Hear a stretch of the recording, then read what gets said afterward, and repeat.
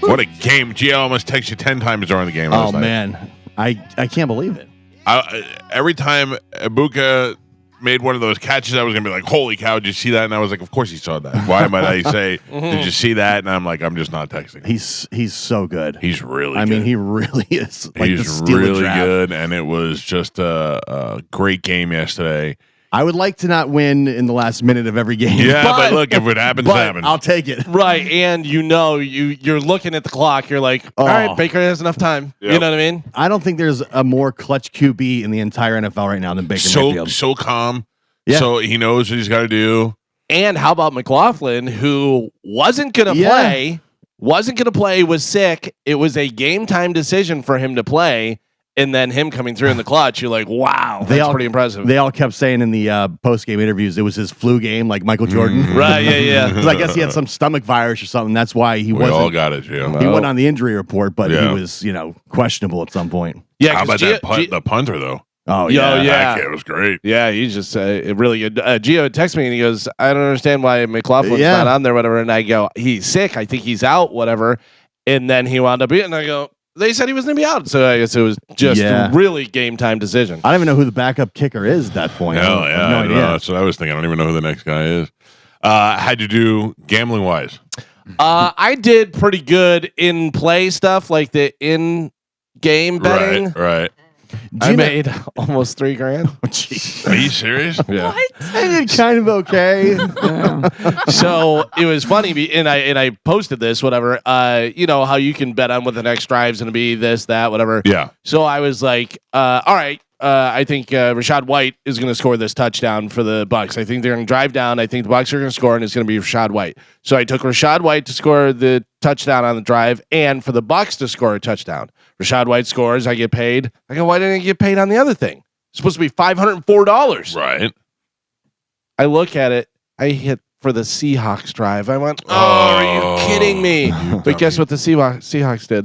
They went down and drove down and scored a touchdown. So I go, well, I deserve it. I was supposed to have it. I guessed right. You know, in the app, I discovered this over the weekend. There are some of the games you can stream live. Video. Yeah. And then it puts the in-game bet right on the screen as you're watching the game. The same thing. Yeah. The Hard Rock bet is the app has so many things on there that you can watch and that you do during the game. I show people all the time, and people are amazed that the Hard Rock Bet app has stat hubs. Yeah. And that tells you all kind of stuff. It tells you out of the last 10 games, out of the last 5 games. It'll tell you that this person has hit a home run in the last 4 out of 5 games when they play at Candlestick Park. You know what I mean? Like it's so they really narrow it down. I've noticed though, you got to be very careful because some of those streaks, it'll say like, this player got a hit on first base against this team when the sun is shining. Right. Yeah. Like they've narrow it. Yeah. Some of the streaks are very, stretched out streaks. Yeah. If you look at streaks, if you just do the player props, whatever, and you do the last, out of the last 5 games, out of the last 10 games, that helps out. Yeah. In the last 5 years, when this person was on the East Coast playing a 1:00 game against the AFC, when his mom has been visiting, it's some weird. There's some weird stuff in there. Well, I did pretty well too on bets. I bet a lot, and I lost a lot, but my wins outdid my losses, so I made some money. So I was happy that my wife was like, "I want to play." I said, "Okay, I'll give you the teams you pick." And God damn it, if she didn't pick a 16 parlay, that only got screwed up by the Eagles. Yeah, I mean the Eagles. Who would have thought that? I would have bet all my money on that, and that was the thing that screwed it up. Yeah, Eagles lost, and then the Bills lost. Yeah, the 2 undefeated teams. I remember going around the room. We're like, "Who's picking the Bills?" Dude, Joe picked the Titans and the Saints. I know, which is crazy. Yeah, I don't know. I don't like to look at my football picks until Carmen reads them to us later on in the show, but I knew it was coming. I mean, even the worst NFL team can win any given Sunday. It really is the drop off between teams and how good they are is really not a whole lot. And think about this. When is the last time a team went 0 and whatever during a season? When is the last Dolphins 72, 71? Oh, yeah, undefeated, but not winning a game. No, but I mean not winning. Losing. Every single game. Yeah. You know what I mean? Like, that's almost unheard of. So you almost have to imagine it's coming. Right. The Browns but you don't think it's going to be against the number 1 undefeated team. Yeah. You think we're going to lose against a team that's 3-2, Now it's week 5 and there are no undefeated teams left. I know. No. The worst single season record in the NFL is 0-16, a record held by the 2008 Detroit Lions and 2017 Cleveland Browns. Yeah, so 2008 Detroit Lions, 2017 Cleveland Browns. Even that you couldn't bet against the Lions because you just had a feeling that this was going to be the game. By the way, you're welcome. Tampa Bay Buccaneers, 1976. The Bucs were the first team in the modern era to go winless, finishing 0-14 in their inaugural season. Nice. Hey, we got football. For the majority of my life, the Bucs have been horrible. Oh yeah, like I didn't even acknowledge the Bucs until the Sam Weiss years. Like we always were just considered. I just felt like a loser all the time. It's funny because John Brennan said that to me whenever you guys had Brady and the Steelers weren't doing great that season. You guys were doing great, and he goes, "Is this what it's been like for your whole life, where you know that you're going to make the playoffs and you go into every game assuming you're going to win?" And, and I go, "Yeah, that's it's nice." There's really only 2 eras where the Bucs have been good, and that was the 2 Super Bowl eras, and like now. Yeah, but the Dungy years were great to watch. I'm saying there was that era, and there was maybe a 3 or 4 year window where the Bucs were good, and then the Brady years, and then into now with where they're at currently. Like we're literally watching one of the greatest eras in Buccaneer football right now. Yeah. Like I don't think we're gonna top this. I remember when I first moved here, I used to listen to Ron, and they used to destroy the head coach, who was also, I don't even remember who it was also the offensive coordinator, and they used to destroy it. And I was like, I don't even watch football, let alone Buccaneer football. I was still like more of a Giants fan at that time. So, before Brady got here, we hadn't made the playoffs in like 11 years. Yeah. And, but I mean, even that we had Jameis to watch, and we had Fitzmagic to watch. I mean, we had a little bit of something that at least made us pay attention. We just didn't have the playoffs. We did not have the playoffs. Great time on Friday at Big Top Live. Yes. I mean, that place really does it right. I didn't get to see the guy who owns the place. I wanted to say thank you, but my back hurt so bad after playing that I had to get out of there. But it was a great time. So, for some reason on Friday, before the show started, what? No, I'm just thinking of something. Friday before the show started, I was in the car with Pete, and I said, "Pete, I've been on this diet for a long time. My body is speaking to me. My body is saying to me, we want a burrito." Oh. And I was burrito, a pre-show burrito. Burrito. That is an interesting choice.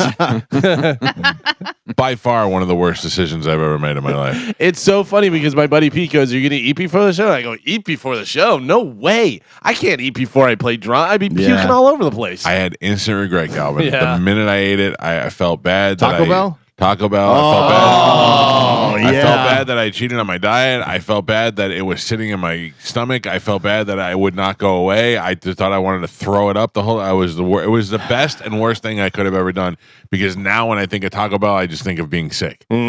Whereas before, I want to be like, I'll eat 17 burritos. Right. To break it on Taco Bell, that's not great.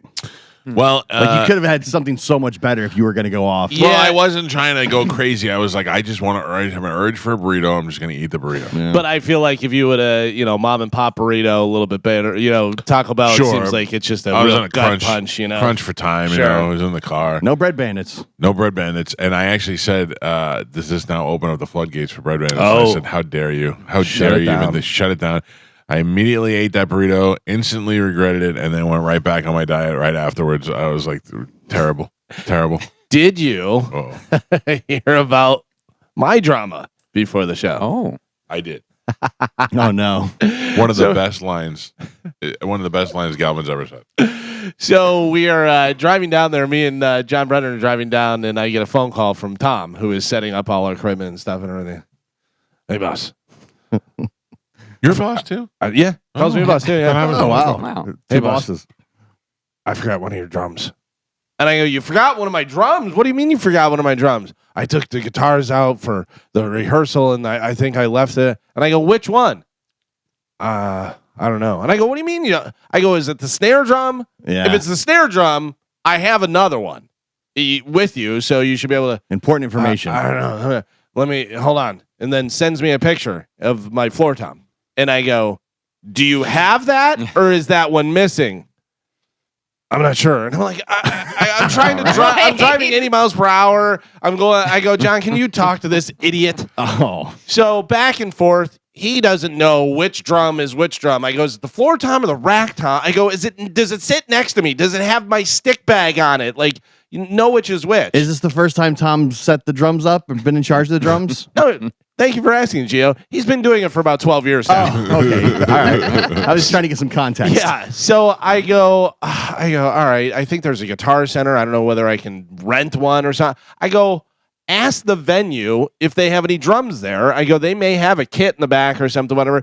And then Josh is calling me and he's like, hey, Jen's brother plays drums. I think he's got a set in the barn or something. He hasn't played for like 20 years. I go, I don't know. I don't even know which drum it is. And John Brennan's joking because you just have Tom's head next to you and play that instead. So anyways, turns out the venue had drums. Great, perfect, whatever. So I get over there and to try and help Tom for next time, I go, Tom, let me explain to you.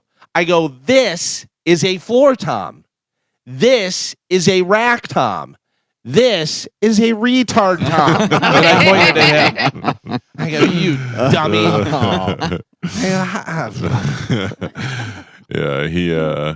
I mean, I don't. The drums are Chinese to me. I wouldn't know the difference either, but I haven't been setting them up for 12 years. Yeah. It would have been easy for me to identify which one is which. Every time he puts one of my cymbals on upside down. Are you serious? Every time. I put tape on the floor, on the carpet, so that he would know this goes right here. Doot, doot, doot, doot, doot, doot. Just like that. Whatever. He threw it away and got a new carpet. No. or left it somewhere, whatever. I don't know. Yeah. I'm sure I bought you a new carpet. Yeah, exactly. Thank you. I'm sure it's on your Amex. Yeah, so as long as he has them on stage, as long as he brings them all. Yeah, that's like good. the main thing. If you bring them all halfway there, I can kind of figure it out. So we start playing, and there's a lot of people there, and it's going really good. And then the first song into it, I'm starting to feel it. The burrito is starting to subside a little bit, and all of a sudden, cha-ching! I broke a string. I haven't broken a string. Remember, there was this while I was breaking a string every show. Yeah. And then I popped the string right in the middle of playing. I went, oh Jesus! So that was happening, and they were trying to change the string like a NASCAR pit crew. It was off to an awful start, but once about 3 songs in, everything started to kick in and went really good. I was wiped out, man. Yeah. I was wiped out when it was over. My back was killing me. I had that burrito sitting inside me. I was just miserable. Me and Joe drove home together. We didn't go to Peekaboo Lounge or nothing. Nope. This guy parties. Yeah. Mm-hmm. Give me some Mylanta. Let's go home. Go home early. Oh man, yeah. It was the whole way home. It was me and Joe, and it was quiet. And I just kept going. All the talk leading up. What are we gonna do afterwards? We're gonna go out to the strip club. Mm-hmm. No one expected. Yeah. What's that, Joe? I think everybody's pretty bushed. I had some drama before the show. You? Oh yeah. What happened with Did you you? forget your drums? Nope. When I left here, I was on the veteran, so I was driving about 75 miles an hour in the left lane, right? There's no other cars around me, but that's kind of how I drive. All of a sudden, I hear this noise. I knew it was my back tire. So I crossed 3 lanes of traffic, get off of the veterans in maybe 8 seconds. So I get there. As soon as I get to this, to the first exit, I take a right, and there's a place called DJ Automotive right there. Parked right in front of it. Lucky. Walked in there, and this place looks like you would never. They don't get foot traffic. Right. It's like way back, because you couldn't get to it from the veterans. Someplace your insurance is sending you to. Right. So I walk in there, and it's like Galvin said the other day. I walk in there wearing a Fetish Con T-shirt, long hair, and sunglasses. Real outfitted. Yeah. Scumbag. What's up, my brothers? Yeah, exactly, right? So I walk in there. Fetish Con. So I'm standing there. The guys behind the counter are having a conversation. I wait for them to finish. He says, what's up? What can I do for you? I'm like, well, do you sell tires and do you install them? He's like, yeah. He's like, well, tell me the tire size and I'll have it done. So I walk out there, take a picture of the tire, walk back in. Guy orders the tires. I was home by 11:30. That is great. Pit crew. Yeah, I left here at 10:30, and I got home. Now I had to go back and get the car because it couldn't get it done that quick. But I told him I had to do the gig, so I couldn't be back there by 5 o'clock. How did you get home? I Ubered from there. Ah. Yeah, and then I Ubered back the next day to pick the car up. It was the easiest blowout I ever had. And it was it could a blowout. have been terrible. I'll send you guys a picture of this tire because it is quite astonishing. What are they? I'm so happy to report to Steve Hurley, nothing happened to me in my car this weekend. It was just fine driving. What are they thinking when this gray wizard That's walks what I'm saying. in his sleeveless Fetish Con t-shirt? Right. Probably. Hello, my brothers. Can I borrow some of your grease? Well, they were great. It was DJ Auto Care, and it's right there in Town and Country. The guy was fantastic. The guy's name is Dick. Where could but that he's not be? one. Where could that be? What exit? Do you have any idea? I have no idea, Michael. I was in panic mode. I was just trying to get off the road. I'm trying to figure out where you would have gone in Town and Country, where you would have gotten off. Well, on the Veterans. Yeah, it's Eleanor Drive, I think if you take that exit, it's submerged lane, so you can't really take a right there off the vet. But I had to, so I did anyway. Oh, geez. Yeah, so it's hard to get to. It's kind of like back in this industrial area. It's off of Eleanor. Yeah, it says. Let me see where it is on the map here. My guess, I'm going to say off of water somewhere. No, it looks like Hillsboro. Hillsboro and Eleanor. Well, you were in the industrial area. It was all industrial. It's 6012 Eleanor Drive. Where my daughter plays volleyball is very industrial over there, and I always wonder what is going on. A lot of times I'll do Instagram lives from there at 8 o'clock at night, and there'll just be guys working on cars, and I just assume it's a chop shop. I have no idea what they're doing over there. It's exactly what it looks like. When you walk in there, you're like, okay, am I going to get murdered here, or are they going to fix my car? Like, this is also Fast and the Furious, where the gang meets after hours. Right, but they're super cool. Very nice. It's right over by the airport there. Yeah. Oh, it's by Memorial. Yeah, that's Jack Shack City over there too. Oh, man. How do you know that, Gio? I mean, everybody knows that. knows where Jack Shack City is, Carmen. I didn't know that. Oh, if you lived here more than a minute. The guy with the Fetish Con T-shirt was over by Jack Shack City. Shocking! Oh my God, your tires totally blown. I mean, it's ripped off your thing. Yes. And you kept driving. Whoa! I got off in under 10 seconds. I was off. That's crazy. Yeah. You're lucky you didn't flip. Yeah. I don't look at my phone. I'm concentrating on No, driving. but I'm saying just the fact that it was like that. If that, Yeah. That tire it's so bald to begin with. Shredded. No, it's a piece of it came off of the top. Yeah. It was shredding as I was going down the road. Carmen? Yes. I got to save the date. Yeah, you did. We did not vote on that. So Yeah, I'm busy that I don't weekend. think that's official. Okay, Sorry. that's fine. Listen, we had 3 dates. That one's your numerology date. Well, no, we had a better one, but our top one was a Monday. And we're like, we can't get married on a Monday. No. Crazy. So anyway, we went through our list because he did it with his ChatGPT, which I think loves him and is definitely trying to sabotage us. And then we did it with mine, and then we just picked the 3 dates that we liked the best. We went in. The venue, one of those dates was taken.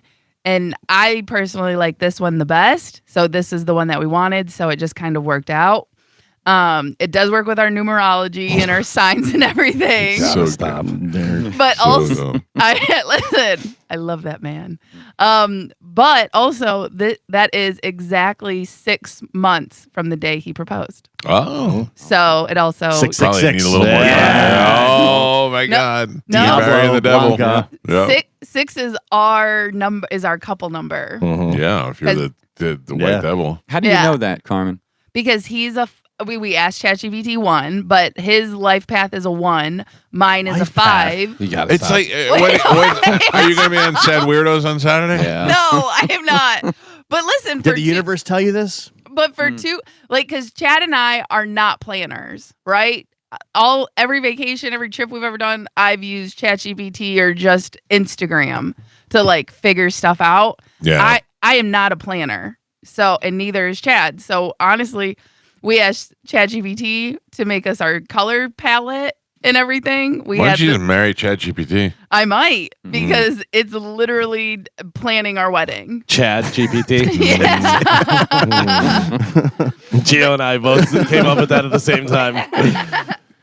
Well, I mean, I'm very happy for you that the plans are in motion. Are you very excited now? You got a dress, you got a venue, you got a date. It's really happening. Yeah, so I do not have a dress yet. I thought you. we were going to go, and then the weekend, it's just crazy, So is this one of the things where like that dress is now gone, or it's like you can just get it whenever? No, it came to a point because Chad kept, not being able to pick a date. That's what I gave him, and he was like, I don't know this and the numbers and this, and I was like, okay, fine, I'm not getting a dress until you pick a date. The numbers thing is really weird. Yeah. Your palate. Listen, it's working out for him. So we're just going with it. And it's just an easy way to go back to pick something, right? Because I asked ChatGPT, can you make us a color palette based on our signs? And that's what it did. And then, listen, but it just writes back, get a life, weirdo. No losers. No, it's actually really fun. It's like, oh, I love that idea. It makes it so personal. And ChatGPT is great. Oh my God. But yeah, I'm really excited. I really like the venue. Chad likes the venue, but he's also bougie, and I don't know. Can you tell us without saying what venue it is? Which one is it? The original one, the second one, the free one? The free one. Yeah. I don't know if I didn't know there was two. It's off of the Selman. The one you sent the pictures of? Yeah. Okay. Yeah, you're good. Yeah, it's right there. And then I can't wait to wear that hat. And then on top of it, when we were there, the lady that they work with for hotel booking and stuff, she happened to be there for an event. Mm-hmm. So it just kind of, everything worked out and stuff. And honestly, I think the thing that we're going to spend the most amount of money on will be alcohol. Yeah, now we're talking. Yeah. And then because the other thing, they started going through like chair covers and stuff like that. And Chad was like, oh yeah, we need chair covers. And then he put it I was like, do it in the calculator. I was like, you want to spend $500 to make our chairs look pretty? You are out of your mind. It really, I mean, it's kind of like when you die or when you're planning somebody's funeral and they're like, and would you like silk on the inside? And you're like, who cares what the chairs look like? Right. Because he was like, well, I was like, our pictures are going to be of us. The chairs will be in the background or they'll be like faded. No one has ever looked at a wedding picture and said, look at those chairs. Yeah. Exactly. I get time. And the way every photo's done now, you're in focus and everything in the background is out of focus. Right. So, exactly. Yeah, you're fine. So also, I think we had chair covers on my wedding. We totally had chair covers too. I think we did. You had to.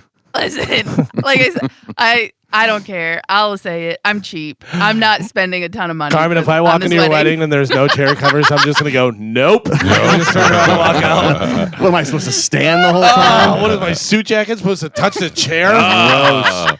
Oh, we're wearing shorts, right? Yeah. You can because the ceremony will be outside and then the reception will be inside. But again, it's March. It's March, and we're gonna do it at sunset. It has to be the same length as Galvin's then. That's the rule. Yeah. Wait, what?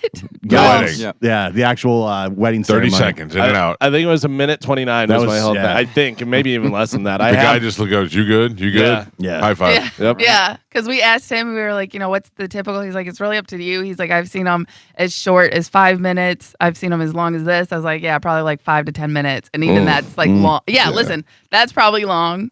You know Is Joe doing it? No. What? No. I'm on standby. I'm sure I'm sure the numbers work out. I'll be your backup. He's gonna wear his FetishCon t-shirt. Yeah. Yeah, no. That's exactly why. Puke cat. Do not trust Joe. Father Pucat. You're going to get an old tire as the wedding present.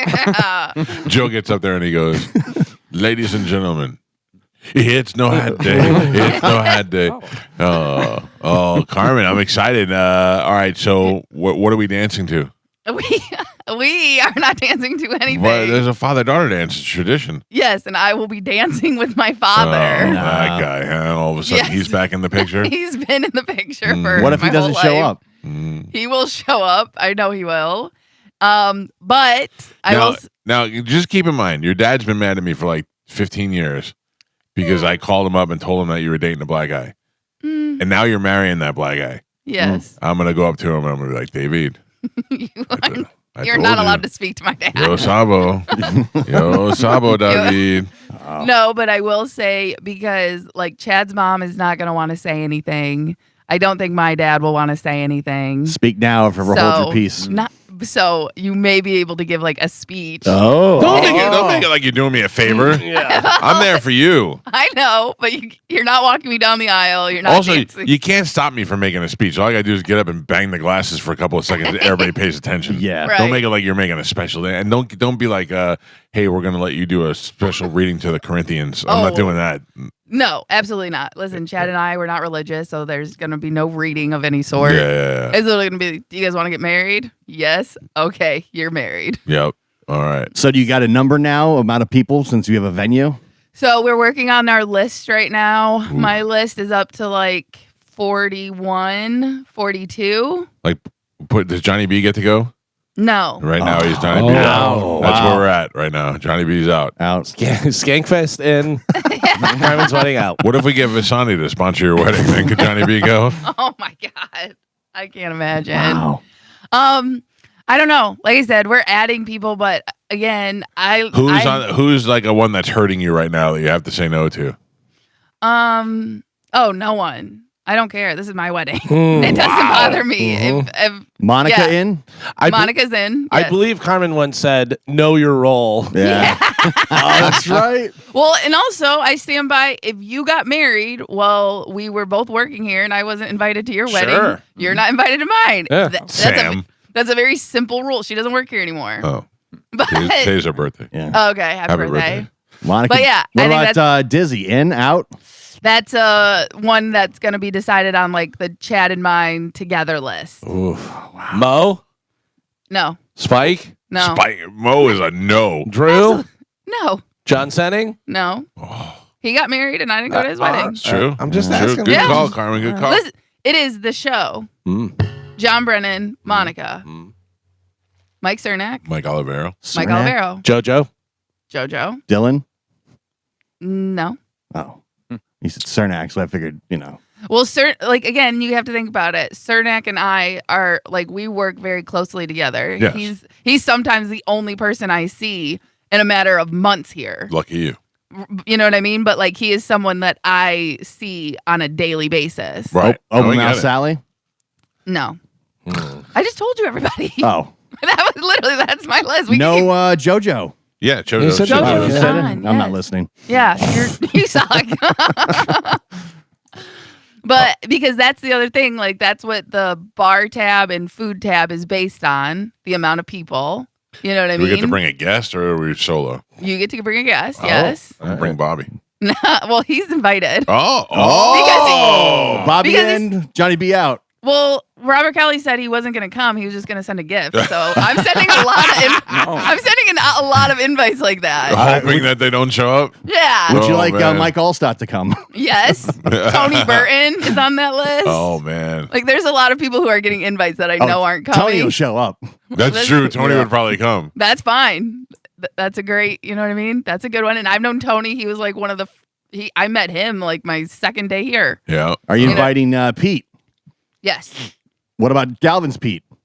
I don't know Pete that well. I don't know that Pete that well. I like that Pete. I like that Pete a lot. But if you invite one Pete, he's not like my Pete. Both Petes. I don't know. What about Tom? See, that's a question because he's going to be driving Mike. He'll help you with the chair covers. No, not necessarily, Carmen. I don't really drink, so I can drive. I hope you don't need drums there. Carmen's gonna throw a wedding invitation in between the two Petes, and they have to fight for it. Oh, this is gonna be fun. Wow. Not the wedding, just seeing who doesn't get invited to the wedding. Yep. Yeah, and like I said, I wanted a very small, intimate ceremony. Chad wanted all his friends to be there, so we're compromising and meeting in the middle. You know what I mean? Because we could easily get to 200 to 300 people. That to me, that's too much. Yeah, it is. But I mean, that's where you got to keep it controlled. One that we were leaving off, Holly. She will get an invite. You think she'll go? Oh, that's a toss up because it's 5 months. We still got 5 months. Stinks that Pete's got a girlfriend now because you could have killed two birds with one stone. Yeah. Plus one. But again, and like you said, because we're doing an Evite, like that's how we're doing Smart, this. Yeah. And then, so I was trying to figure out, but like I have nieces and nephews that are coming. So we had to turn on like the family toggle. so people can tell us if they're bringing kids or not. You know, man. I don't really know how that limits it. But again, I don't think a lot of people will. I think most of the adults that have kids are going to use this as a way to get away from them. Right. But I want my nieces and nephews there, and so does Chad. I think at the pub crawl this year, we should give away Carmen's at wedding. least tickets. one wedding. Yeah. At each stop, we should yeah. give away 2 tickets to Carmen's That's wedding. a great idea. Listen, don't think we haven't thought about using that app to sell tickets. But then we could easily get to like 500 people. You know what I mean? Dude, if you sold tickets to your wedding, that'd be the funniest thing ever.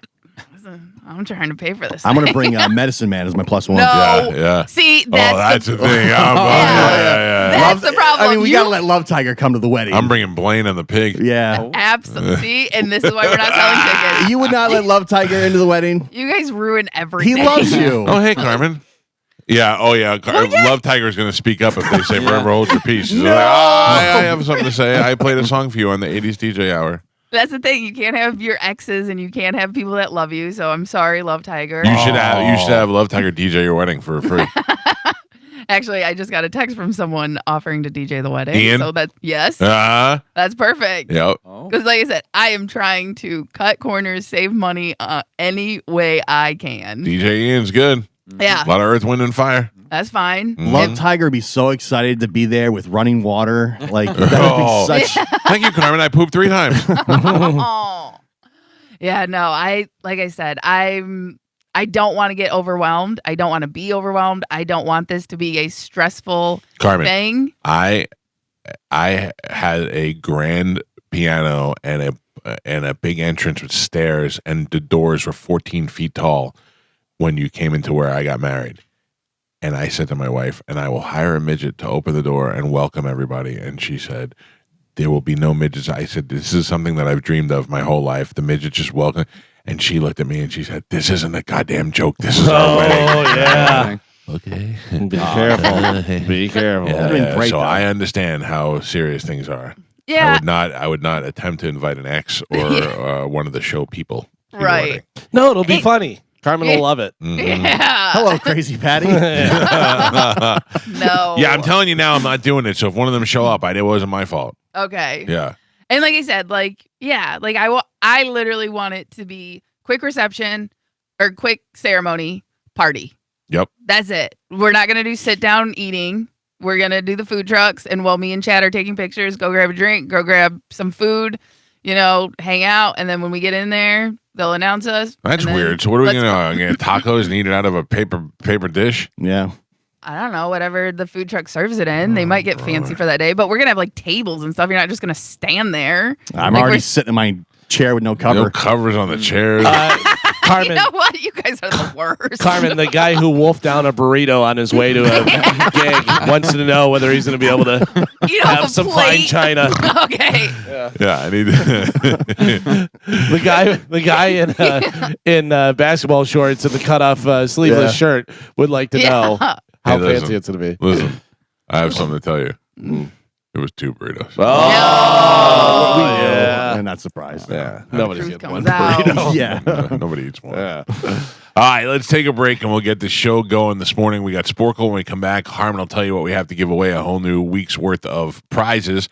Friday, we have a liquid lunch, the original Hooters in Clearwater. I'll be out there. JP, Monica, Dizzy will be broadcasting live. We'll have the hats to give away and a whole bunch of other stuff. JP live. Oh, really? In person, I believe, Nobody tells me this thing. I believe that's what it is. I think he's here for it. You're definitely going to get kicked off the broadcast Oh, now. yeah. Oh, yeah. I probably won't even get to sit down with them. Why even bother? That's enough already. I'll be there, but I'll sit at a different table. Yeah. All right, Sporkle's next. It's a Mike Calta show. This is 102.5 The Bone. Carmen, there's a picture of what your wedding's going to look like. Oh gosh. Oh, yes. Oh, come on. Carmen's discount wedding with no seat covers. Yeah. Just a bunch of lawn chairs, Okay. mismatched tablecloth. Yeah. You know what? I would be okay with that. I would love these too, Carmen. centerpieces. Those are great. Yeah. I would too. Yeah. Listen, like I said, ChatGPT, they said buy some fairy lights, buy some mason jars. Yep. Buy That's some. it. There's your centerpieces. There you go. Buy Yeah. a couple fake flowers. Yeah. Even I did see this one idea that I think would be really cute if we can get it together. Because the tables are usually numbered. Okay. 1, 2, 3. Yeah. So on one, you would have a picture of me and Chad when we were both 1 year old. Well, who's going to know the difference? How am I going to find 3 and 2? Right, well, the table, It'll still have the it's going to have 1, and then below the 1, like I don't it want would to be confused. Yeah, it would be a picture of me and Chad. I can't find out where I got to sit. I can't tell if Carmen's 7 or 9 in this picture. Yeah. Oh, listen, there's no assigned seating. Oh, really? No. I got to sit next to people I don't want to sit next to. Why can't you just go sit next to people you want to sit with? No, I'm eating out of a plate, sitting on an uncovered chair. What else Carmen, do you eat off of? Listen, you Paper can plate. go sit next to people you want to sit with, but also people you don't want to sit next to can sit next to you. Galvin, Is this you seat taken? You can make my seating chart. Well, look, How about- I got to tell you, considering her invite list, it sounds pretty good. Like, I don't mind. So for anybody that she set on the list, sit next to. Seems like you weeded out all the dummies. I don't have to worry about Spike rolling up next to me. Oh, absolutely not. Who's sticking next to you? Not you, Spike. Yeah, not who's the worst person coming to the wedding? Who's the worst person? I mean, we Right. already know. I don't know. Is it Gio? he's Oh, close man, to the it's in the top. running. Damn it. That's for sure. Set yourself up for that one. Yeah. Sure. All right, Carmen, what do we have to give away this week? Okay, so we have tickets to Thursday's night Lightning home and You want me to help you out? The Lightning Yes, home please. opener is this Yes, Thursday. Thank there you. you Your Tampa go. Bay Lightning will be taking on, I'm not sure who. Does it say? Ottawa. Ottawa, the Ottawa Senators. I feel like hockey never stops. It just It doesn't. ended, and it's It right doesn't. back. Yeah. Preseason is real Yeah, early. That's awesome. But okay, so hockey starts this Thursday. Your Tampa Bay Lightning first home game versus the Ottawa Senators. We have tickets for that. That game, of course, will also be carried on 102.5 The Bone, as are all the hockey games. It'll be at the bench. At the bench. Not sticking. Yep. All right, what else? Then we have tickets for Hollow Scream. All right. Yuck. Ice Cube Yuck. is coming to town. The Mike Calta tailgate. Ice Cube, the actor, good. Ice Cube, the rapper. Oh. Well, I mean, like, I'm not saying it's bad. It's just not for me. I bet you have an Ice Cube guitar somewhere in here. I would definitely have You one. wish I would you. definitely have one. Yeah. You had the opportunity. Yeah. He was in studio with us. I don't know why I didn't think of that, Galvin. Yeah.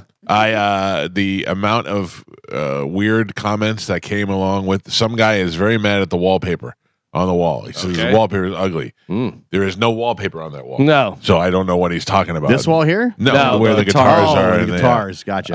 Another guy said it was tacky. yeah. Oh, great. Well, you'll never be invited over, so it doesn't matter. Sure, they all have beautiful homes. Yeah.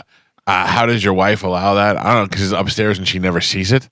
So She doesn't know. Yeah, She she doesn't lives know. in a separate wing of Yes. the house. Yeah. You have to let people know that. Yeah. Because yeah, it's weird. There were some mostly nice comments, some really odd ones. But go ahead. I'm sorry. What else do we have? so yes, the tailgate for October 12th, TSO, Mm-hmm. the garbage, Machine Gun Kelly himself, Garbage. Oh, Sticks and special guest Cheap Trick, Okay. Monster Jam, Mm-hmm. and these are very popular, and people have been asking for them already. So I know they're going to be excited.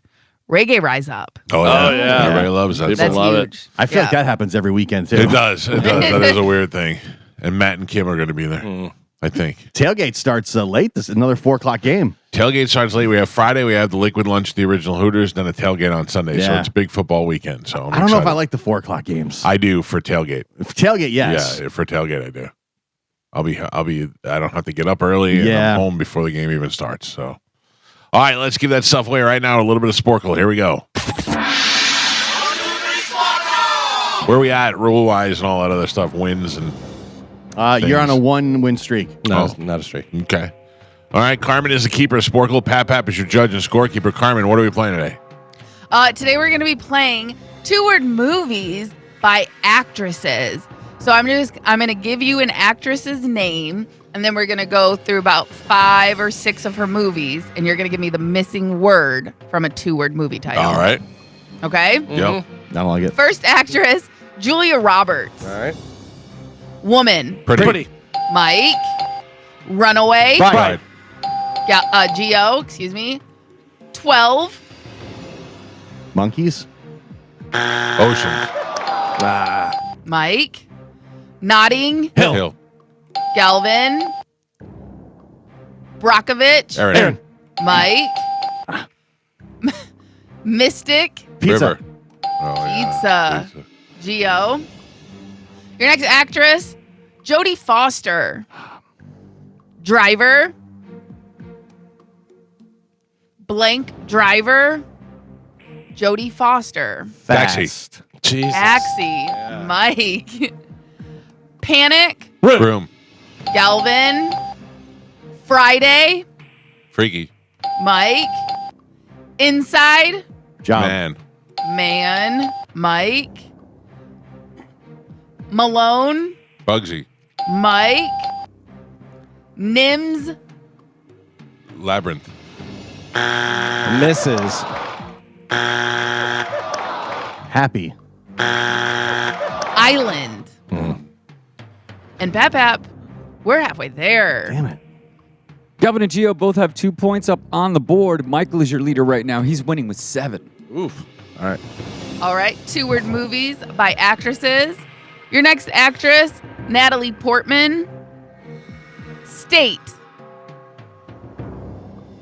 Garden. Geo. Beautiful. Mind. Nope. Oh, sorry. Girl. Girls. Thank you. I needed you to finish that.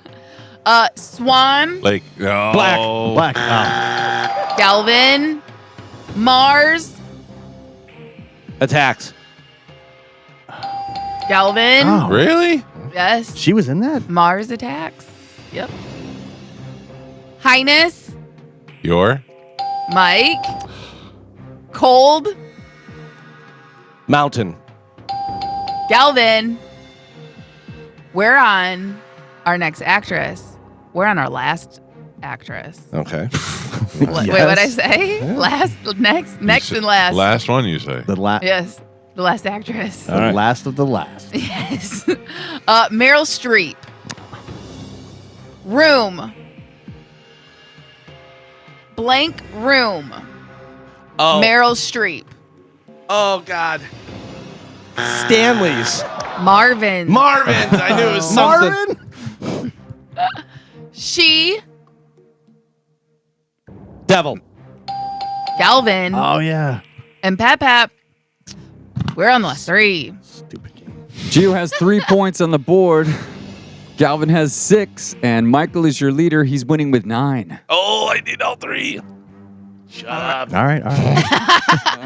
2-word movies by actresses. Last 3, here we go. And we're still on Meryl Streep. Springs. Blank Springs. Colorado. Dancing. No clue. Hope. Oh, I was gonna guess that. Hope Springs. It's All right. Complicated. Galvin. And your last one, Hunter. Sophie's. Choice. Choice. I couldn't win anyways. I could. Your final score, Gio with 3 points on the board, Galvin with 7, and Michael is your triumphant champion today. He won with 10. Well, thank you. Good morning. Who's this?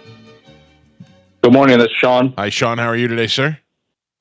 Excellent. How you doing? You are the winner, my man. I'll put you on hold. Carmen will grab you during your break, and you'll have your choice of prizes. There are many to choose from.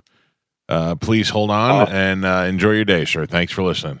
Thank you. You as well. All right, pal. Galvin, what do we have coming up in news? Coming up in news today, Celebrate Me, Should Have Been Nicer, and nailed it.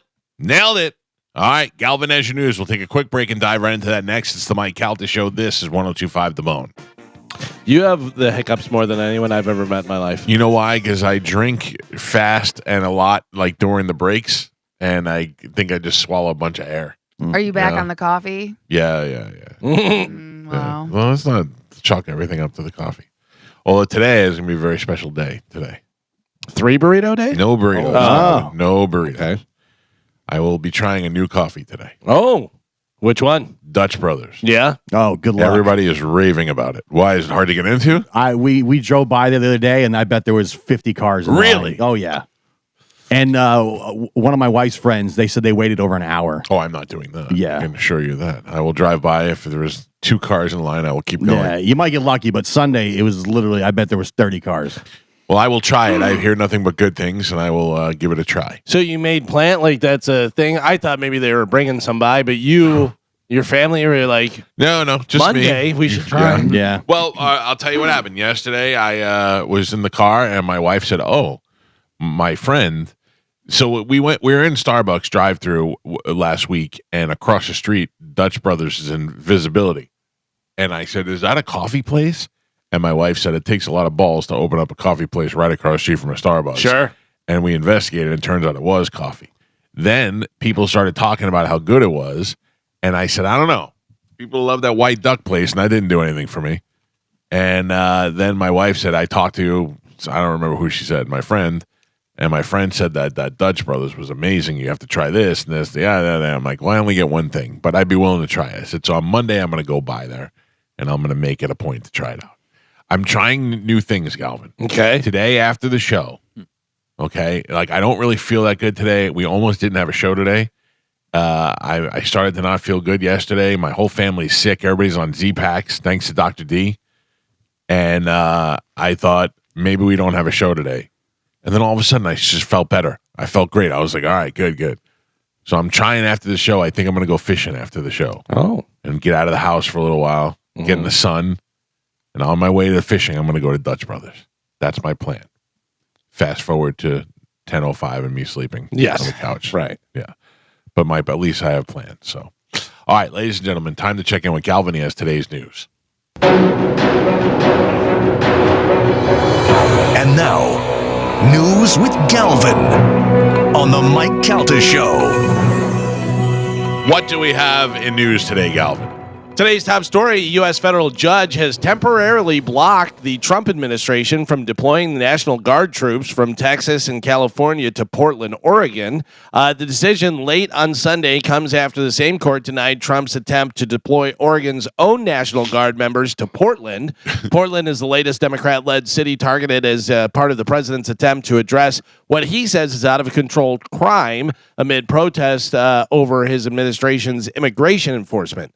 Trump has also authorized the deployment of the National Guard troops from other states to Chicago, Illinois, to address what he says is out of control crime. This morning, I'm watching on the news, and traffic is going by, and people are throwing things at cars, and cars are swerving towards people. And it said Chicago, where my son is right now, and has been for the last couple of days. Oh, yeah, it's a lot. You're giving me a lot. Listen. This isn't. You're going to get caught up in this. You're going to get caught up into thinking that Oregon is bad and Illinois is bad, and if you're anti-president, you're going to get caught up in thinking that the president just wants to help, and they won't let him come in there and help. It's just nothing but the same two sides fighting back and forth and manipulating everything to try to make you think that the other one is wrong, and it's ridiculous. Well, they said Portland's war-ravaged. Yes. War-ravaged area. But I don't feel that it's war-ravaged, but it is out of hand. Yeah. I mean, it is out of hand, and the crime in Chicago is ridiculous.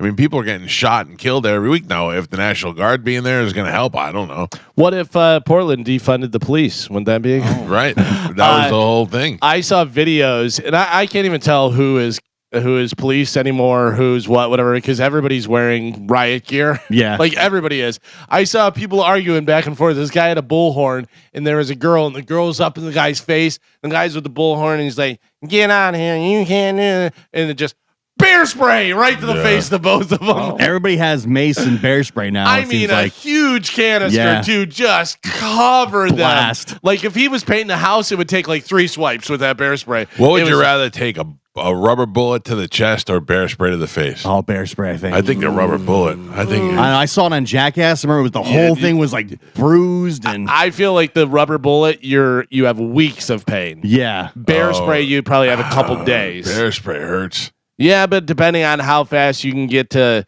where you can clean it off and do whatever, you know what I mean? Like I think bear spray couple days, rubber bullets couple weeks. When the Jackass guys did the rubber bullets, they said it was one of the most painful things they've ever done. And those guys have done a lot of Jackass things. Exactly. That's a pretty good gauge. Yeah. We used to shoot Spanish with rubber bullets when we first started. Maybe that's what happened to him. Speaking of President Donald Trump, he said on Sunday the UFC fight at the White House that's part of the celebration marking 250 years since the signing of the U.S. Declaration of Independence will take place on June 14th. President Trump didn't mention it during his speech at the celebration of the Navy's 250th anniversary in Virginia, which revealed for the first time that the date of the America 250 event be at the White House, June 14th, which is President Trump's 80th birthday. Oh, Celebrate me! Speaking of just the so happens it's also my birthday. So big birthday party, UFC on the White House lawn. UFC fighter Conor McGregor told Fox News last week, we had talked about this, that he will compete in the White House for America's at the White House for America's 250th birthday. He said it's done deal, already signed. Yeah. Dana White said they're expecting over 200,000 people to show up At the White House. Well, because it's going to, you're gonna be able to see it on the entire National Mall. Oh, like not just on the White House people grounds. will be able to be out there, Right. and then the White House grounds. Obviously, you have to be vetted and do all that stuff to get in. But they plan to have screens and the entire, Capitol. Nothing would make me go there. No. I mean, if I had a VIP, if I was on the grounds and all that, but nothing would make me go stand in the mall. No, to watch on a screen. Yeah. Who is Conor McGregor going to fight? Do we think it's going to be, what's his name? The U.S. guy. Chandler. Yeah, Chandler, Michael Chandler. And if Conor McGregor loses, he can never come back in America. Probably. That would be The great. ice just grabs him right for the ring. That would be so great. That would be awesome. Well, he's not American. This was some wild news on Friday. Former NFL quarterback and Fox Sports analyst Mark And guy that I hate. Yeah, and guy that gave us the when we tried to get him on the air for the Super Bowl, Radio Row, whatever. What a dick. We're like, Mark, and he was like, should have been nicer to us. Who is 38 years old, got wasted in Indianapolis, as one does. He was in town for the Colts Raiders game. Sometime after midnight Saturday morning, Sanchez got into a fight with a 69-year-old man. Sanchez slammed the guy into a wall, then threw him onto the ground. The man used pepper spray on Sanchez, but that didn't stop him. So he took out a knife and stabbed Sanchez 2 or 3 times, and then Sanchez ran away. Both men ended up in the hospital, and Sanchez is facing misdemeanor charges of battery with injury, unlawful entry of a motor vehicle, and public intoxication. Sanchez was released from the hospital yesterday. He has been charged for his alleged role in the physical altercation that resulted in him being stabbed. Some grisly photos of the alleged victim. I haven't seen this yet. Oh boy, here. Well, let me show you, Mike. It's coming your way. Sanchez is done. He's effed. Oh, good. Yeah. So when I read this yesterday, I can't stand him. He's such a dick. When you see these photos, you'll see why he is like done. We'll never see him or hear from him again. So he's 34, former professional athlete, and this guy's a 69-year-old guy who, by the way, was out taking grease from restaurants. You know what I mean? That's his job. He was out late doing the grease traps and stuff. Did not have his hearing aids in. Has hearing aids. So when Sanchez said something to him, he was like, what? And leaned in to hear him and said he could smell alcohol and stuff. And then the whole altercation started. What a douchebag. Yeah. Who's beating up a 69-year-old guy? A drunk guy Yeah. that thinks he's above the law, you know. Oh, I'd love to whoop Mark Sanchez's drunk ass. When I first saw it, I thought Sanchez, I was like, oh, he's the victim. Like somebody came up and stabbed him and this and that. And then you read about it and you're like, oh, he was just being an ass. And this guy, self-defense. Well, the first thing I saw was permanent damage. Yes. Oh, yeah. Like you're in serious, even civilly, you're screwed. Yeah, he's done. The first thing I read was that Sanchez was in the hospital, and I went, "Oh, good." He'd been stabbed. Yeah, and I said, "Oh, good," because I didn't like him. And then the next story I got was that he was arrested while he was in the hospital, and I went, "Oh, now I'm really happy." yeah, Yeah, then you Good. see the picture and you go, whoa. Yeah. Yeah. What a had scumbag. a great gig. Had a brand new podcast he'd been doing. I think for CBS. Also, one of those guys that's good looking, so he could be like, I mean, look at Jesse, whatever his face is, that used to be on the Giants, and that guy's like the Bachelor, and now he's Yeah. hosting shows and all Yeah. that. Yeah. I mean, this guy had the looks where he can go on and do stuff. Because he was doing play-by-play, I think, for CBS. Right, So right. great gig. Yeah, And now sucks being you, you're- stupid. Done. Is this worse than the butt fumble? Yeah. Sticking with football, your Tampa Bay Buccaneers were able to get a needed turnover late in the fourth quarter and used it to set up another walk-off field goal, defeating the Seahawks 38-35. The Seahawks had used an 8-play, 99-yard drive to go ahead 35-28 with 3 minutes and 18 seconds left in the fourth quarter as Darnold evaded a sack on the 4th and 2 in Tampa Bay territory and hit Tony Horton with a 21-yard touchdown. But the Buccaneers were able to tie the game with Mayfield's 11-yard TD pass to Sterling Shepard with 1:08 on the clock. So your Bucs beat the Seattle Seahawks with a walk-off field goal, which was great. Great game, dude. Baker was amazing. He was like 29 of 33. Yeah, like, that was wild. And he amazing. had 300 and some yards and stuff. Yeah, total there was like 5 drop passes in the entire game between both quarterbacks. Yeah, that's the first time a quarterback's done that, had that many yards and that low of. Baker Mayfield is the first quarterback to have 375 plus passing yards and fewer than 5 incompletions in a regular season game. That's unbelievable. Great. I mean, he is legit in the MVP conversation for the NFL. Yeah. There was another Bucs player, the rookie wide receiver, that had 7 receptions, 163 yards, and a touchdown. I'm trying to remember his name. Maybe Gronk can help us out. Let us know, Gronk. Right. What was his name? Mayfield also did it without his number 1 wide receiver, Mike Evans. And you got to give credit to this rookie sensation wide receiver out of Ohio State, Emeka Egbuka, going for over 100 yards. Emeka Egbuka. I'm getting confused. Are you going? What did he call him? Big Buka? Egbuka.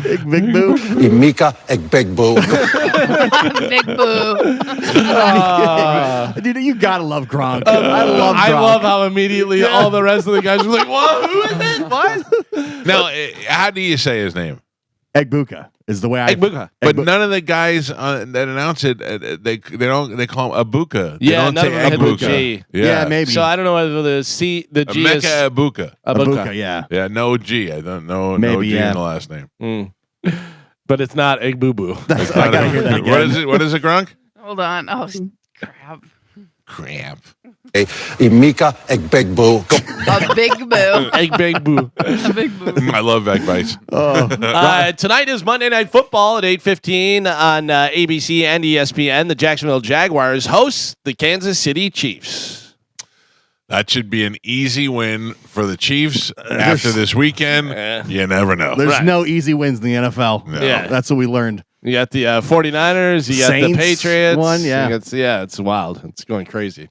Rite Aid is officially out of business. Oh. They announced their remaining locations closed last week. The chain, founded back in 1962, at its peak were around 5,000 Rite Aids across the U.S. Now, all closed.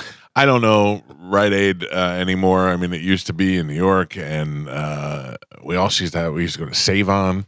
And then slowly Walgreens just took over everything in CVS. I remember CVS. Eckerd Drugs was here in Florida Eckerd, forever. You know what's so funny is I remember I was I forget where I was. Oh, I think I was up in Destin, and my brother Jeff was still in Illinois, and I was talking to him, and I was like, I got to run up to Eckerd's and get some stuff, whatever. And he goes, where? And I go, Eckerd's, and he goes, what are you saying? I go, Eckerd's. I'm going to Eckerd's, and he was like, I don't know what that is, and I go, oh, that's right. It's I'm not in Illinois. Yeah, what's the one? Pete used to tell me he's gonna go shopping. What's the grocery store? Eagle? No, In Illinois? In Illinois, yeah. Kroger? No, we had them here. Kroger's big in the Northeast. It had like 2 names, and Pete just called it by the one name, and I'm like, "What are you saying? What is the word that you're saying?" Yeah, I different areas have different places to shop. I had AMP, yeah. Yeah. Pathmark. Did they have AMP here? Well, I remember AP in Michigan. Yeah, AMP and Pathmark were the 2. Yeah, And then, even Publix is only in the Southeast. I know, but Publix is expanding. They're starting to move up, Yeah. but primarily Southeast. Yep. Publix is a gift that was given to us. Oh, So, Yeah. For sure. I went shopping yesterday and just took my time. Was it Jewel Osco? Jewel Osco. Yeah. Oh, Everybody just call it Jules. Jules. Yeah, What is yeah. Jules. remember Jewel the, Osco. They opened one in Hudson. remember the cash and carry? Cash and carry. In Double Florida? K. Yeah. 1K short of being what it really was. There is a place right on the corner by my brother Tim's house, and it was Dodge's. What was it? Dodge's store or whatever. but everybody just called it chicken and gas. Oh, really? Yeah, that's what they sold. It was chicken and gas. Everybody just chicken and gas. They had the best pork. No, pork, like a fried pork sandwich, like a breakfast thing, biscuit. So good. Here we go. Here we go. I know. Everybody hungry. I know, but it was good. A woman in Virginia, Mike, this sounds like something you would do. Right. A woman in Virginia was cleaning out her closet, found a bunch of lottery tickets that she had forgotten to scratch off. So maybe she got them as gifts and this and that, whatever. One of them hit $100,000. Really? Yeah, $100,000. Nice. That'll never happen to me. Well, maybe. I found one that my mother bought the kids for Christmas one year. It was Juliana. It was at $1, and it was worth like $80.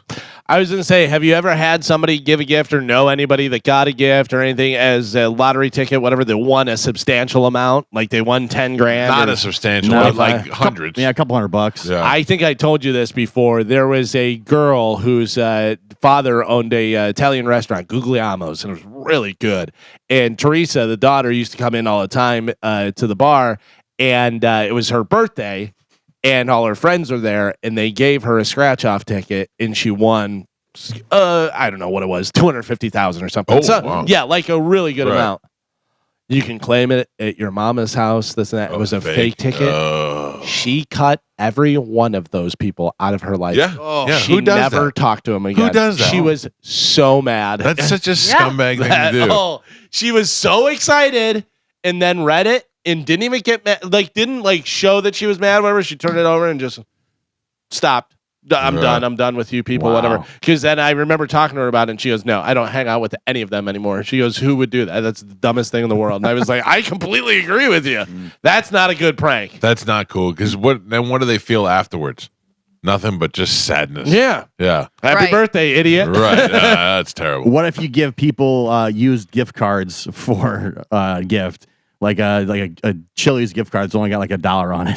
That happened. Just the jerk. Yeah, I know somebody may have done that. I've Who done would that to do that? I've done that to my brother. That's good. That's a good prank. Yeah. That's a good I've prank. done it to Rough Shot Todd. Yeah. Like, that's oh, a good here, prank. happy birthday. There's a gift card. And it's got like 80 cents on it. Well, I got a gift card, and I got the wrong gift card for Christmas. I got a gift card for a restaurant, and then I got a call a couple weeks later. Said, "Hey, I think I gave you the wrong one. Good luck. That one has like $600 on it," and it did. Oh, man. I was like, "All right, thank you." Yeah, I'll take it. I'll take it. According to data from 250,000 adults in 50 different countries, social media is in decline everywhere except for America. Yeah, USA. USA. See, the problem is that I don't if it's in decline or is it just too much. There's too many now. Too So many, it's too spread many out. choices. It may finally happen in the U.S. now that social platforms are being filled with AI-generated videos. There's the new AI video thing that came out, and it is insane. It looks so real. It's called Sora. So that may be what I'm seeing because obviously I get a lot of dog videos. Yes, Have you seen the cop pull the dog over? I think so. And it The cop pulls the dog over. The dog's in the driver's seat and is like looking at the guy, and he goes, "What's going on tonight? I see a lot of open peanut butter jars down there." And there's just a bunch of peanut butter jars. And the cop goes, "Get out of the car." And the dog goes, takes off in the car driving, and it's wild. One of the reels I watched over the weekend, they were talking about the new AI video, and the guy goes, "Create a video of me robbing a bank." And with security cam footage, and it looks so believable. It's insane. man. You Yeah. see the one I put up yesterday, the alligator, The at alligator, the door, yeah. the kid being. Oh, I mean, yeah. it's fake video, but I mean, it just looks looks real. great. It looks Yeah. real. Yeah, it's getting so good, and anybody can do it now. That looks real enough to fool anybody's mother-in-law. Yes. Yeah. You know what I'm saying? Yeah, we're smart enough to Did know. you see? Yeah. But also, it's going to get to the point where, they can now go, "Oh, we run it through this system and figure out whether it's AI generated." It's going to get smart enough to be able to trick that where you go, "No, this is legit. This is real." And then it's you stabbing Mark Sanchez. Eventually, I think they're good. The government's going to regulate it eventually. There's no way. gotta do Something's gotta something. happen. Yeah. There's no way you can keep it like, because you get to the point where you can ruin people's lives if you got audio of people saying things, you got videos that people think are real. Well, remember we talked about it whenever that video came out of Will Smith with the spaghetti and his face is Yeah. all weird and stuff. And you're like, all right, this is weird, whatever. And then like 2 years later, it was perfect. Yeah. It looked so much that you thought it was actually. You're like, okay, did they just record Will Smith eating spaghetti, or what's going on? I'm waiting for the first big lawsuit against one of these companies that establishes the case law that's going to change everything. Sure. It's gonna. All these actors that were out there protesting, we were all like, oh, spoiled baby actors. Now we realize what they were really fighting for. Mike, you have said that you've been going out on the trail with your wife, doing a little bit of that. Yes, a little bit of a walker, hiker, if you will. You told us Friday you stopped by Taco Bell, had a couple burritos. All right, I don't know why we got to bring that up again. Well, maybe combine the two. Oh, this past weekend, trail burrito. There was an ultra runner race in Denver called the Taco Bell 50K. Oh, okay. 50K, which by the way is about 31 miles. It included mandatory stops at 10 area Taco Bells where you had to order and consume Taco Bell. Jeez. How you doing that while you're running? Because you're burning so many calories. Think of you running 31 Does it miles. go right through your butthole? I mean, yeah, you could, but there's a lot of whenever they do these ultra races, they have the stop, different stop places, whatever. And they're just eating burgers and drinking Coke and doing all because they have to get so many calories back in. You're burning so many. Yeah, but it doesn't seem like that would sit well. I gotta run. No, this is ironic. Governor Abbott of Texas is in a wheelchair, just rolled up to a podium that says Texas stands for Israel. Oh, and he's sitting at a thing that says Texas stands. Mm-hmm. Maybe poor choice of words. Yeah. Texas rolls we roll with Israel. Maybe just say Texas supports. Yeah. A truck and trailer were stolen in Canada last week, and it was packed with $35,000 worth of. In Texas? No, in Canada. Why did I? Oh, he's in Texas. He's in Texas. Maple syrup. No, makes sense. Canada, $35,000 worth of fish. No. Oh. Goes right along with Taco Bell. Packed with $35,000 worth of salsa. Oh. It's unclear whether the thieves were targeting the salsa, wanted to get salsa, or if they thought something else was in the container. By the way, did you guys see my video over the weekend where I thought I scored something? Thought you had a treasure. Yeah, I totally did. So I was out running, and in the middle of the road, there was a brown paper bag sitting upright. With handles. Yeah. By the way, you guys know that we make jokes, right? We make jokes on the show and stuff. Sometimes. I say on the video that I thought maybe it could have been a bomb, so I got a stick to poke it, and people are like, yeah, because that's the way. Yeah, I know. People cannot help themselves. It's unbelievable. They cannot help themselves. The one guy said that. He goes, because if it's a bomb, a stick would really help. And I go, yeah, hi. Do you know that I make jokes for a living? Have you, It's everything's got to be broken down. Yeah, people cannot stop themselves from commenting. It's wild. But anyways, so I get the bag and I pick it up, and I'm like, what is it? It's heavy. Like there's something in here. And immediately I think it's something. Probably gold coins. I say gold coins or diamonds or something, whatever. Initially, you know what I thought it was? I thought it was pot. Right. Oh. I thought like somebody put it on the roof of their car, drove, and it fell off, and because I could see inside there was another bag in there, so I dumped the bag out. It was just a bunch of banana peels. I'm like, that's weird. Well, one guy said, Do you think the bananas just rotted out, or you think they were just peels? No, it looked like it was peels. It looked like it was just peels, and they probably just threw them in the bag and then had that bag, and I don't know what. But it would have been better for the environment if they just threw the peels out. Right, yeah. Would have made more sense. One of the guys said a lot of times they pack hash in with banana peels for the smell, but dogs can still smell that. Yeah. Dogs can smell it. Have you seen the videos? I think you and I were talking about it, of the guy who has a dog that does the smell stuff and can find search things and everything. It's a like a border collie or Australian Shepherd or whatever. And this guy will take a pen or something, a penny, an AirPod, and rub it on himself and let the dog smell. And then the dog's over here, and he goes way down here and throws it into a stream. And the dog goes running and goes this way and goes down, whatever, and goes over and puts its paw in it. Wow. And just looks at the guy. It's amazing. Wild. You think you're getting away from dogs? Nah. Good luck. That's not happening. So anyways, I got banana peels. I didn't no diamonds, just banana peels. They couldn't get Rambo. They could have. They could have got him. He killed him. Yeah, they could have. I mean, if you kill them, yeah, you don't want to do that. By the way, speaking of killing dogs, I have some stuff coming up in news about that. Yeah, sad. Today is National Noodle Day. Okay. Favorite noodle? Like favorite noodle dish. I mean, I like a lasagna. Love lasagna. Yeah. I like a little ravioli. Ravioli? I don't know if ravioli's a noodle. Of course it's a noodle. It is. It's a pocket.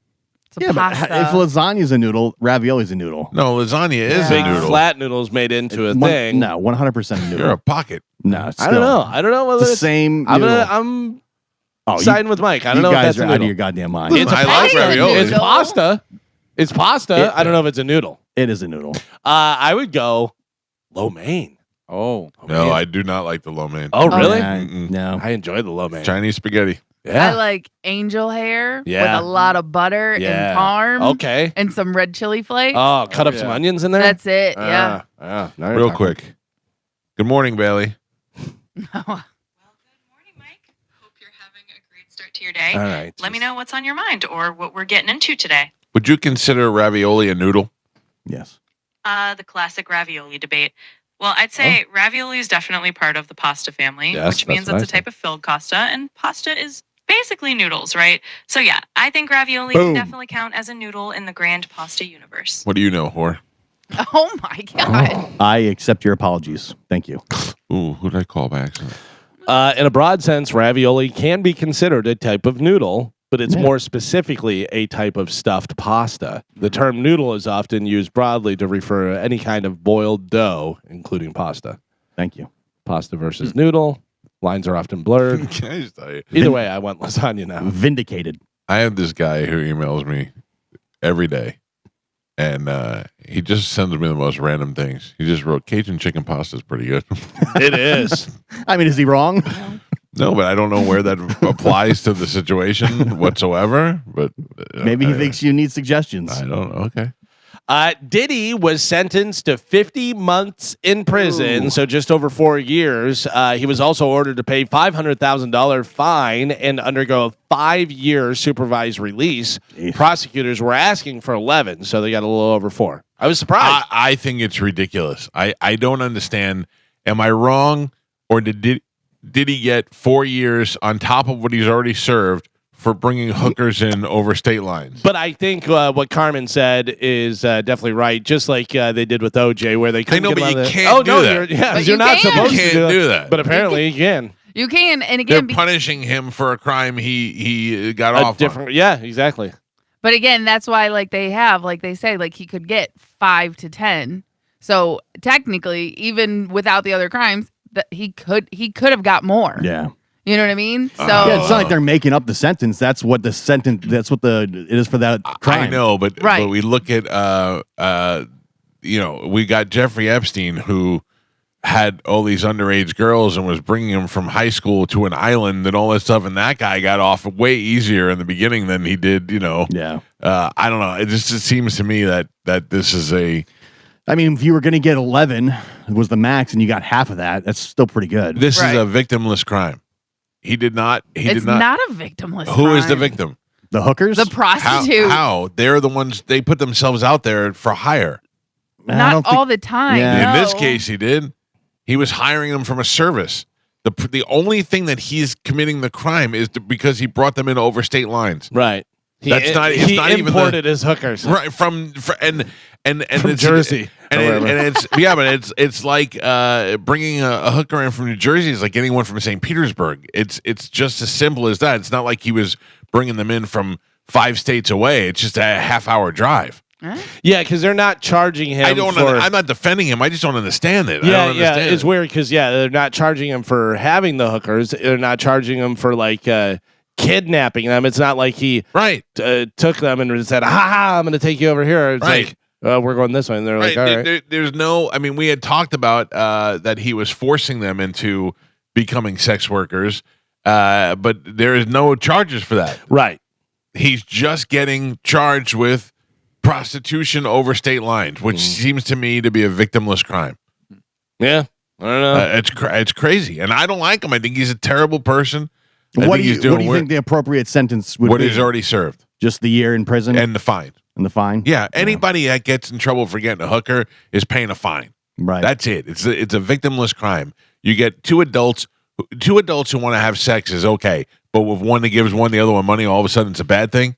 Yeah. You know what I'm saying? I meet a girl and we have sex and she's like, "Oh, I'm just having a bad day because my rent is due." And I go, "Oh, hey, let me give you a couple $100." Oh, I became a bad guy from doing that? It just doesn't make sense to me. Saturday Night Live happened on Saturday, of course, and Bad Bunny was the host. He did address the conservative backlash to his Super Bowl halftime gig. Here's a little bit of audio from Bad Bunny. You might not know these, but I'm doing the Super Bowl halftime show. I'm very happy, and I think everyone is happy about it. Even Fox News. Bad Bunny is my favorite musician, and he should be the next president. I watched it. Yeah. Couple of things, couple of observations to make. Bad Bunny, his English is terrible, and it does not lend to the comedy of what he's doing. But sometimes if you bring, like back in the day for Saturday Night Live, they didn't just have actors and actresses hosting. They had sports figures on, they had political figures on, and they would come on the show and they would be so terrible that it was good. Right. You know, and that I get. So Bad Bunny didn't ruin Saturday Night Live. They built skits around him that actually made sense, and it was timely, and the fact that the whole Super Bowl stuff. So I didn't mind it. I watched it, but I didn't think it was great. Yeah. You know, and I didn't walk away going, "God, that Bad Bunny, he sure is funny." The skit that he did with Please Don't Destroy, the Shrek thing one that he did last time he was on was hilarious. Right. But yeah, I didn't see any of this, so I don't This was just mediocre. They had one skit they did was Jeopardy. And he played a guy who cannot understand the fact that he had to put it in the form of a question. And or was that just Bad Bunny? Yeah, but his comedic timing, because of his language barrier, was not really there for it. Now, did I watch it and go, "Oh, this is terrible"? No, I just was like, it was all right, you know. But I think that they scored big time having him on, being so controversial right now. I didn't realize this is like the 5th time he's been on SNL. Yeah. I just can't believe that we, as grown men, have to call another grown man Bad Bunny. Bad Bunny, yeah. Cam Patterson made his debut, and I thought he did well. It was a very small, short part. But, he was just on Weekend Update. Yeah, but it was good. It was good down there. He's going to be a superstar. He really is. He is. He's so likable. Yeah. And I'll tell you what was funny was the Open, where they had Colin Jost doing Pete Hegseth, which was pretty funny. Oh, yeah. And then they had that guy who does the president come out, and that was really funny. Daddy's watching. What's that? They were like, Daddy's watching. Yeah. It's really, it's funny because he sounds like him, and he just does a good job. Yeah. I appreciate it. I thought it was funny. And then the White House put out a statement that they don't even watch it. Oh, You yeah. can't even comment on it. The ratings are in decline. Bunch of losers. I don't know whether this is true or not, but this is something that's going on with Taylor Swift. She has a song on her new album called Wood. And allegedly it's an ode to Travis Kelce's wiener. I don't think it's allegedly. It's obvious. Okay, all right. I haven't heard it. I heard people talking. Do you want to listen to a little of it? So fans think Taylor left clues that reveal Travis's exact size. Any guesses, Carmen? Oh, I know.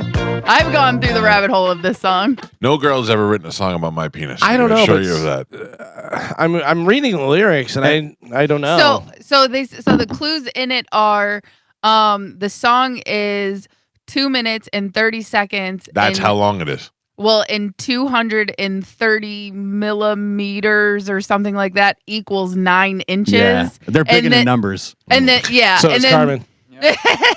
And then there's some other things that, just speak about his. It's like the manhood took me to new heights. New heights of manhood. I ain't gonna knock on wood. She saw it naked and she was so distraught by its Forgive size. me, it sounds cocky. He amazed me and opened my eyes. Redwood tree. It ain't hard to see.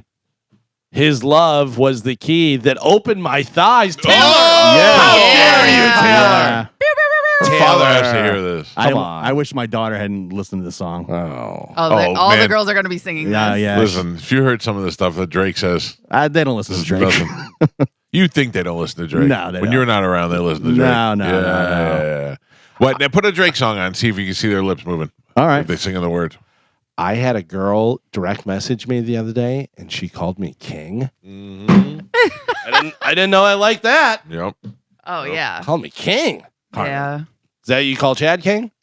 Chad's nickname is Caramel Sizzle King. He gave that to himself. By the way, self-declared nickname, or did you give him that? Nope, he was Chocolate Cupcake, and then and then it got changed. I'm not eating the chocolate cupcakes at your wedding. No. You already know that's what our dessert is. 100%. And your caramel sizzle. Nope. Ladies and gentlemen, please welcome Chocolate Cupcake and White Devil. You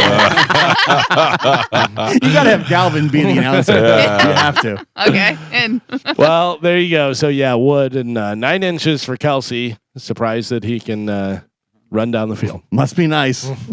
Yeah. Could you imagine? You got John Candy, that documentary, I think is coming out in like 4 days, that I'm definitely going to watch. I'm very excited to watch it. But could you imagine John Candy doing a more dramatic role? You never saw Planes, Trains, and Automobiles, but there is a part in there where it's very dramatic, and you really feel for John Candy. 100%. He really turns it on. I like me. Yeah, My exactly. wife likes me. But did you know that John Candy screen tested for Goodfellas? I don't know what role, whether he's going to play Maury or who he was. Paulie? I don't know. I'm guessing. Yeah, I don't know. He was also sent the script to Pulp Fiction. Wow. I could see it. John Candy, I think, was amazing. He was in JFK. Everything. He was great in JFK. Yeah. And that was serious. Great. He was great in JFK. He had a real... What he did with that role was really something. And we always talk about it. Comedians make the best serious actors. Like, you see that and you're blown away. Like, Robin Williams, I was never a fan of his comedy. Great serious actor.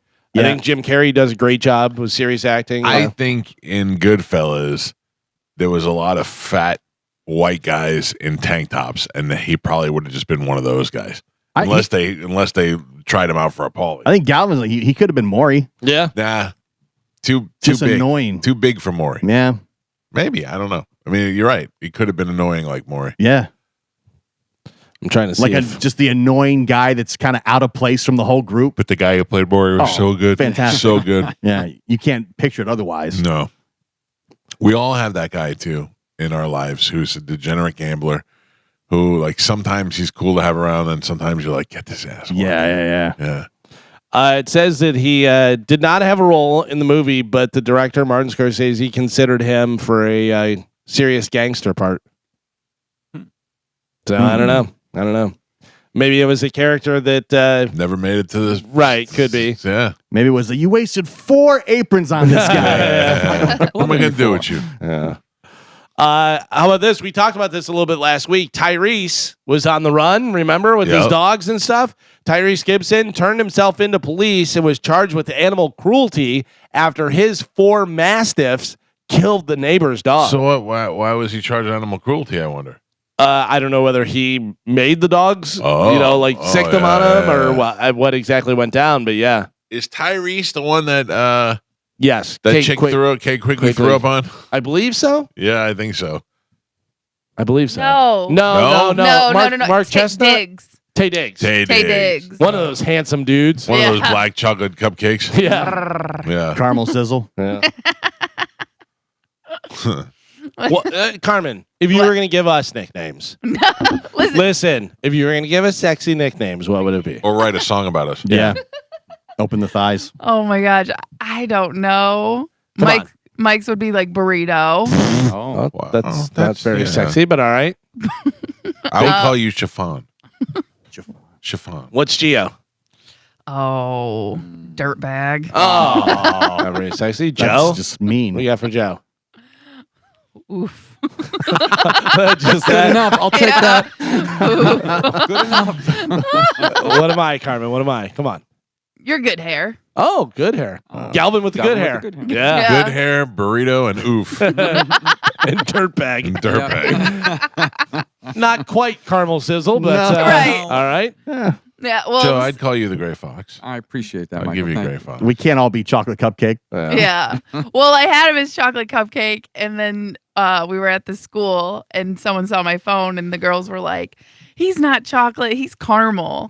He's not chocolate, he's caramel." And I was like, "What are you talking about?" She's like, "I'm chocolate, he's caramel, so you have to change his name." So then, Caramel Sizzle King came from that. I like that. Yeah, that's. My wife has not called me king, and she has not written a song about my wood. No. There's never been any of that. It's fun when you love your partner. I feel like I'm loved. I'm just Okay. not celebrated, Well, if you will. I think I'm going to have Christy write a poem about mine. Oh. You know, okay. I think that would be nice. I don't think she could write a song. I'd be interested in hearing that. Yeah. Yeah, I have no musical ability. Now with AI, you don't have. You don't have to. Old and gray. What can I say? My life is very, very merry. Living with Joe is twig and berry. Oh.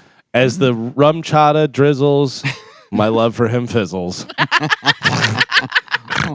He's been such a bore. That's why we have the muffle door. Yeah. Together we'll live life and dance. And on the couch is Mama Pants. And finally in news, a divorce coaching company determined which states have the most gold diggers by looking at several factors like concentration of millionaire and billionaires and hourly wage and cost of living in each state. They combine that with the dating app behaviors, online searches for phrases like sugar daddy, sugar mama, sugar baby, marry rich, all that different stuff. In the end, the state that supposedly has the most gold diggers is California. California, you say? There's gold in them there hills. No. I'm going to say California comes in number 3. Florida, Miami. That's what Florida. I thought, Miami. It's just state. So Yeah, I'm Florida. saying Miami is what's the big contributor. Number 1 Yeah. is Florida, followed by Nevada, because of Las Vegas. Yeah. Texas, then California, New York, Colorado, Georgia, Tennessee, Maryland, and Indiana. What would you say the state in the U.S. with the least amount of gold diggers is? Alaska. No. Kentucky. No. The least amount of gold diggers. Least amount of gold diggers. These people are just in it for love. By the way, Alaska, Joe, is, let's see, 1, 2, 3, 4, 5, 6, 7. Oregon. No. Vermont. Number 1. Vermont. Vermont is number 1. Isn't that where Well, Vermont is for lovers. isn't that where what's his name went? To Johnny Walter Cakes? White? Oh, Johnny Cake. Oh, yeah, I think so. Yeah, Vermont. For Gay lovers. Yeah. Yeah. Well, love is love, Calvin. Vermont's awesome. Fat gay lovers. Yeah. Fat gay Fat lovers, biker lovers. Yeah, Vermont, number 1. Number 2, least amount? New Hampshire. No. New Louisiana. Hampshire's in the top 10, though. Idaho. Nebraska. Nebraska, Montana, Wyoming, Maine, South Dakota, Alaska, Iowa, New Hampshire, and Idaho. All the unexciting spots. Yeah, pretty Yeah. much. They have no gold diggers or low amount of gold Right. diggers. Or caramel drizzle. Yeah. I feel like every hot chick moves to Miami to try and find a rich guy. Right. You would think if you're a hot chick and you're like, hey, I'm going to go try and snag a millionaire, where are you going? You're probably going to Miami, Yeah. Vegas, you know, the different places like that. Right? Like, yeah, I'll get some guy who's really old, like 50 something. Yep. I've gotten a couple of those offers. Oh, to yeah? to be a sugar daddy. Yeah. I could never. I work too hard to give anybody my money. Have you seen that meme that's going around? This is how much I don't want to work, and it's a guy hugging a lady on the yacht. He's like old, like, Yeah. it's like some 20-year-old guy, and it's like an 80-year-old woman. He's hugging her from behind. Oh, I love old ladies, so that would have been a dream for me if I was single. Yeah. But did you Yeah. like them when you were 20? Yes. Like you just got into older women. No. I always like older women. The problem is, Carmen, is that as I get older, the women get older. Yeah, You know what I'm I think it saying? depends on how old. I mean, I remember being 20-something and seeing some, like, 40, 45, Right, 50, right. somewhere in there. If they kept it tight, you're like, oh, okay. Yeah. There was a lady that I kind of dated when I want to say I was probably 20, 26, 27. She was late 40s, looked a little Jane Seymour. Oh. Her husband owned a Hey. her husband owned a comedy club in Birmingham. Yeah, it was wild. She was hot though. She kept it tight. That's nice. Yeah. That's nice. But I think if you're pushing past that, if you were 70 something, you would have been like, oh, come on. No, 70 is a little Well, rough. And now, like, because of just science and surgery and stuff like that, like, there's women. That's a new show on E! Science and Surgery. Science and surgery. Yeah, there's women that are 70 that look like they're 30, and you're like, Jesus, how are you doing that? Right. I would roll up to one of those Real Housewives of Orange County, one of those stretched out lip filled bitches. That I think would be hot for like 1 or 2 times. Yeah, but you kind of like that porno face. Yeah, like I don't want to marry that. No, but I wouldn't mind having some fun with it. Sure. Yeah. Porno face. I get that. Yeah, but if you're going old now, you're talking like 70s. For me, yeah. But I don't know. I mean, like I follow some old porn stars like Vanessa Del Rio and Christy Canyon, who've got to be in there. Vanessa Del Rio's got to be close to 70. I would still. You think she's 70 already? Probably. Oh, wow. Probably, right? I bet she's the same age as you. No. How old is Lisa Ann, do you think? Lisa Ann's got to be 60. 70. Lisa 70? She's 53. Yeah. Good grief. She's younger than me? Yeah. Oh. I thought the whole thing that she was a mom. She was a MILF. Well, she's a MILF since she was 28. Yeah. You know what I mean? But how old is Vanessa Del Rio? Vanessa Del Rio. I just started following her on Instagram. That's I don't even know whether I know who she is. Oh, you've 73. 73? 73. In a second, I would do it.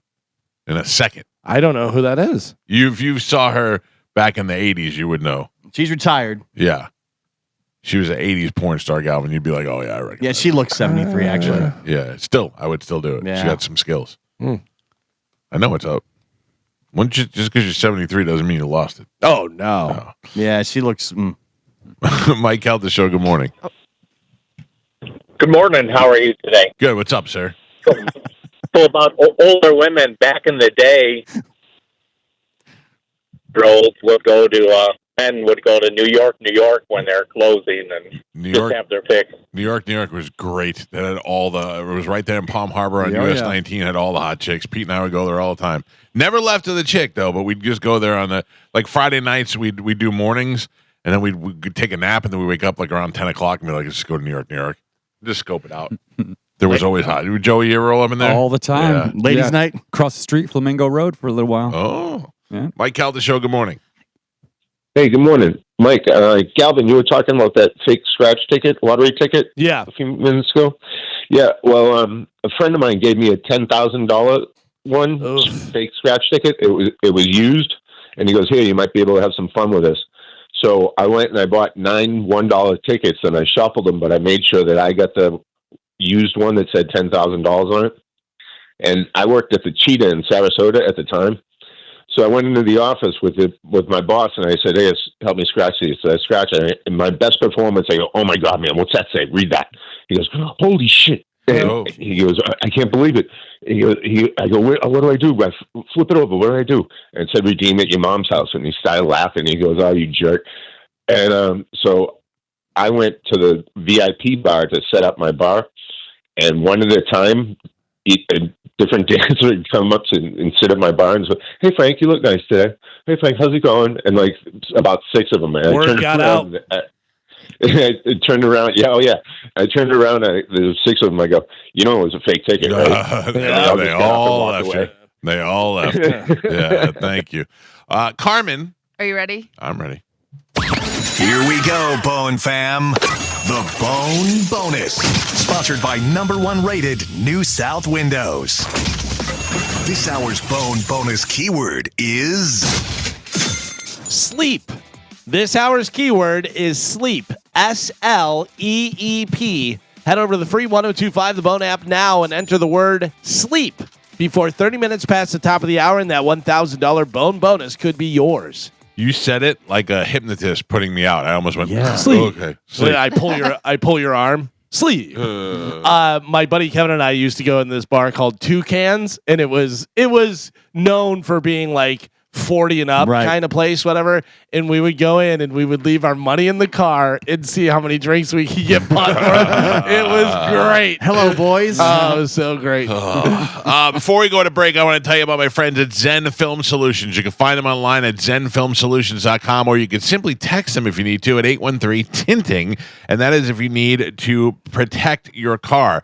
You may need to protect it and transform your ride with XPEL paint protection film, which means you could change the color of it. You could protect it from scratches, stains, love bug damage, impact damage, even minor dents. And if you have not gotten your windows tinted and you live in Florida, it's ridiculous. While you're out working or doing whatever you're doing and your car is parked, all you're doing is trapping that heat inside your car. Anything that came factory with your car is not doing anything to protect the heat from building up in that car, which is ruining your interior and making it gross and hot when you get inside. And it's not just for your car. They got window tinting for your car, your home, your office. They do ceramic coating, long-term gloss and protection, paint correction details. You can even bring back the shine to your car. Aftermarket exhaust, radar systems like we have for our car, custom body kits. They do it all at zenfilmsolutions.com.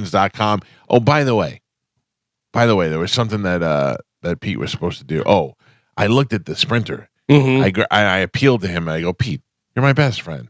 Can you do something for this? I have cloudy headlights. My front of my car is trying to fade. I go, come on. He goes, all right, we'll give it a little love. We'll take it in there. Yeah. That's the thing, though. If you're looking at your car and you're like, I'm not ready for your new car, but I want to give it a little love. I want to shine it up and make it look good. Maybe put the protection on it. Maybe put the coating on it. Maybe get those windows tinted. All you need to do is go to 813-TINTING or zenfilmsolutions.com. You can call or text 813-TINTING, and if you hashtag it 10%, if you hashtag it PeteFace, you get 10% off. There you go. Hashtag it PeteFace for 10% off. It's zenfilmsolutions.com or 813-TINTING. Hit them up and tell them you heard about it on the Mike Calta Show. We'll take a quick break. This is 102.5 The Bone. Joe doesn't realize he thinks he's putting up a fence for older people. It's actually for him. Yeah, to keep him in. They're putting it up so Joe doesn't get lost. He has no idea he's on the island. It's dual purpose. Yeah. Carmen. Yes. I got full clearance from my wife yesterday. To plan my trip to Zurich. Okay. I thought you already had that. No. I didn't have the full clearance. I just was like floating it out there. Oh, that means first class. You got first class clearance. Yeah. We got everything. Everything. We got it locked in. That'll be fine. Now I've come to terms with the fact that I know nothing about Zurich. I know nothing more than I'd take a couple. Like I don't even know what to do. I got to plan. I mean, you're the vacation planner. Me? Yeah. Didn't you plan on like your whole Barcelona trip on your own? No, I did that, but I did that with the help of a listener, Gene, him and his wife. Yeah, who live over there. Who lived over there. That's right. They were from Florida. They lived there, and now they're in Detroit. But no, he helped me, and he was so nice about it because he knew I was going by myself, and as a female, he didn't want to creep me out. So he was like, here are the best 5 hotels. Right. You pick the one. Here are the best restaurants. I'll be waiting for you in the lobby. Yeah, no, nothing like that. It was just like, here are our recommendations. You pick what you want to do. That's what I need for Switzerland. Yeah. I need Gene and his wife to help me out. No, you know who you probably should ask? Who? April Macy.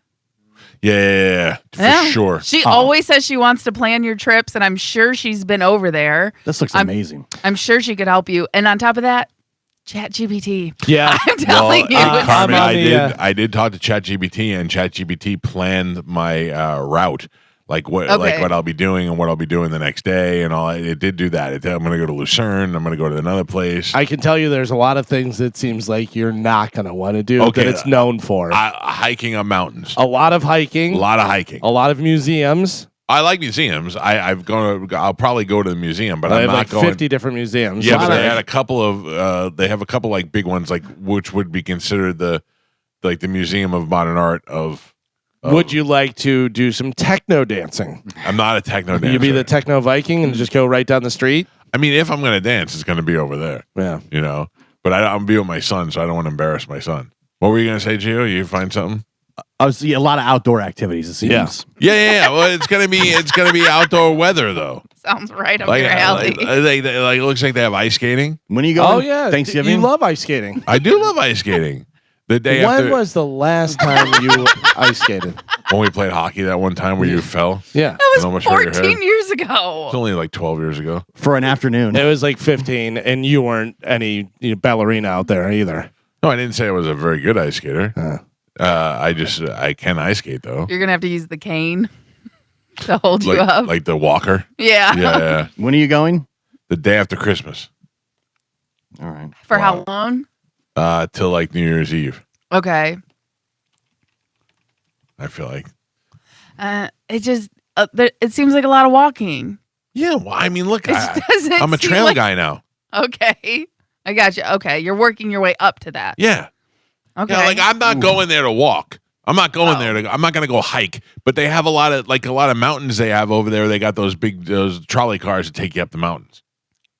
I'll do that. Even though I'm afraid of that, I'll do that. Expect lots of snow, it says. It does, right? Yeah, at that time of year, the average temperature is like in the low 30s for the high. I'm looking forward to that. Yeah. Do you have your ChatGPT open, Carmen? I do, and I started paying for it. Oh, smart, right? Yeah, it's well, your best friend. I was gonna say I'm just gonna pay for it up until the wedding, basically. What if I hop on a train from Switzerland to Amsterdam? How far is that? Let's see. 1 second. Yeah, JoJo just sent me a good text. She's it's about 8 or 9 hours. Oh, forget 8 or that. 9, yeah. That's too much. Train. Too much. Keep paying for that ChatGPT. Well, I didn't use ChatGPT. I used Google. I'm not wasting. Listen, I'm so used to I figured it out in my brain, but whatever. No, you did not. You Googled it. Shut up. You shut You up. Googled it. You shut up. Caramel sizzle. Caramel sizzle. Those cupcakes are gonna be delicious. So what are you doing for food? Do you really get into food trucks? Yeah. Okay. Because we already did that with the vendor. They said they've had food trucks there before, so that'll be easy. And then on top of that, that means we get to go taste test all these food trucks. Mm-hmm. I'm sorry, real quick. Can we jump back to you in Switzerland? Does anybody want to bet that Mike breaks both his ankles? Trying to ice skate. They have cobblestone streets. Yeah. He's going to ice skate, and it's going to be in the middle of winter with ice. You're going to be I would dead. take the over. You're going to be dead in 10 minutes. Oh my God, Listen, your knees. I'm not going there to ice skate, and I'm not going there to hike. I'm just saying I can do both of those things. But that's I don't the thing, want like, to. what are you going there for? Just 'cause you've never been there? I've never been there, yeah. And I thought it would be like, I don't want to go to London. London was kind of boring. Says Zurich offers a fairy tale holiday experience with snow possible, ice skating, unique events like the fairy tale tram, and beautiful decorations throughout the city at this time. Yeah, just me and my adult son on the fairy tale tram. That's what we want to Yeah. do. Renowned for its enchanting holiday spirit at this time of year with decoration, lights, and magical ambiance that captivates visitors. Yeah, I think it'll be fun for Christmas. Yeah. And it also says walking is the preferred form of transportation. there. Yeah, for the people of Switzerland. No, for For fat Americans, it's Uber. Oh Jesus! Yeah. Keep on the trails. Keep hiking here. So when you get there, because that's part of the experience. Listen, no one's going to walk more than we walked when we were in Japan, and we walked in Japan with all our luggage. Because remember, my brother almost only let us take backpacks and carry-ons to Japan for 2 weeks. Yeah. So now we're all walking around with a backpack on, a rolling bag, and I also had Juliana stuff because she was only like 5 years old, so I had to carry her bags and it was horrible. We must look like fat dumb American. Or I must look like a fat dumb American crossing the street with all my luggage in the middle of Tokyo. It's ridiculous. It says if you're looking for a festive, elegant, charming, and magical experience, exactly what I'm looking for. Zurich is an excellent choice this time of year. All I want to do, Gio, is go to the Hofbrauhaus with my son. That's every night. I want us to end up in the Hofbrauhaus. Let's see if they have a Hofbrauhaus. They got to have something close to that. They got to have. Why don't you just go to Germany if that's what you wanted? Yeah. No, because I've already been to Germany. I want to go someplace I've never been before. Let's see, do you want to know the real truth? You should go to the gym. Yeah, very. That's a softball. Wow. And it's over the fence. Just once, I'd like this show to be nice to me. Just once. Think all the nice things I've done for you people over the years. You think you just want to give it back to me? So nice. I'm allowing Carmen to get married. Wait a minute. Do you want to know the real reason why I want to go to Zurich? Yes, because Yes. it can't be to walk on cobblestone streets and trails and go to museums. Magical ambiance. Because I stopped there on a layover one time, and I liked it, and I wanted to buy a Swiss Army knife, but I couldn't take it with me because I was going on to Italy from there. So I think I just want to go there to buy Swiss Army knives. So what are you gonna do? Mail them home? Yeah. No, I could take them back with me. I couldn't take them on the because when I was in Zurich, I was on a layover, so I didn't get my luggage. All I had was my carry-on, and I couldn't put it in my carry-on and take it on my next flight. Follow? Gotcha. Yeah. So you're gonna because you're gonna check this bag, so Right. then you can take weapons with you. Right, and I'll be able to take weapons back into the United States. What are you, a knife guy now? You were a gun guy, now you're a knife guy? I'm still a gun guy. I mean, how often do you get to buy a Swiss Army knife in Switzerland? I mean, right? It's not something that I really care about, but if it's what you're looking for, have fun. I don't know. No Hofbrauhaus in Switzerland, but there's a place that's similar. Like what? What do they call it? I'm trying to think of the name. It looks kind of like it. I did Google Zurich in December, and it does look like a cute little Christmas town. Right. Because it's lights and trees. Oh, I'm and sure it's gorgeous. festivals. I'm sure it's beautiful over there. Yeah. It just does not look like things that you're A Mike into. Calta city. I love a good quaint Christmas village. The Zughauskeller. Zughauskeller. Zughaus Killer. Yeah. I want to be the Zughaus I mean, it's Killer. German, so I don't know how to exactly pronounce it. But it says this is similar to Hofbrauhaus. But I'm looking at the pictures. It's not. No. No. I mean, the food looks similar. No, but I need the tables. Yeah. I need the picnic tables. No, this is not. This looks like just the food is similar. Yeah. Food I could do without. Galvin. Yeah. Have you watched the Ed Gein? No, not yet. It just came out on Netflix, and I'm gonna watch it with my wife though. You should turn your mic on so we can hear you. What a dummy. I did watch it. My wife is watching it. Yeah. Are you done with it? No, I think I'm on the last episode. So my wife is watching it, and it is so disgusting and gory and bloody and mean and all that other stuff that the only way that I could be in the room with her while she's watching it is if I have my sleep apnea mask on and my AirPods. Oh yeah. So I don't have to hear any of it. Because you're scared? Not scared. It's just I'm not into that stuff, and it's disturbing. I'm trying to fall asleep. It is very disturbing. It's like very bloody and It's like stuff. necrophilia. And, Yeah. yeah, bloody. And I watched him cut a lady's foot off with a chainsaw the other day. Basically, this guy is the catalyst for every scary character in movies. You know, Silence of the Lambs, Texas Chainsaw Massacre, like everything. This is the guy that they based. And they work it in. Yeah. They work in the references because they talk about Alfred Hitchcock and Psycho, and they have a guy playing Hitchcock, which is kind of, is a little off-putting because you're used to Alfred Hitchcock, but he's pretty close. Yeah. Yeah, it was good, though. And the opening scene, I started watching it, and then I switched to Wayward. But the opening scene, he's wearing like a skin mask of somebody. So you just know it's going to get, I was like, I got to wait till it's daylight to watch this. Oh, you're watching Wayward, I see. Yes. Did you watch it? Yes. Okay. Remember I tried to tell you guys about it last week, and Galvin pooped all over it. Oh, I don't No, listen you to tried you. to tell us about it, and you couldn't even explain it at all. And it was sounded awful when you explained it. I'm still not watching it. It is interesting, but Yeah. but like, didn't you say like the ending? It doesn't really come together. Yeah. Because did we talk about the frogs or whatever? The frogs? Yeah. He fell asleep. Oh, the sound of the frogs.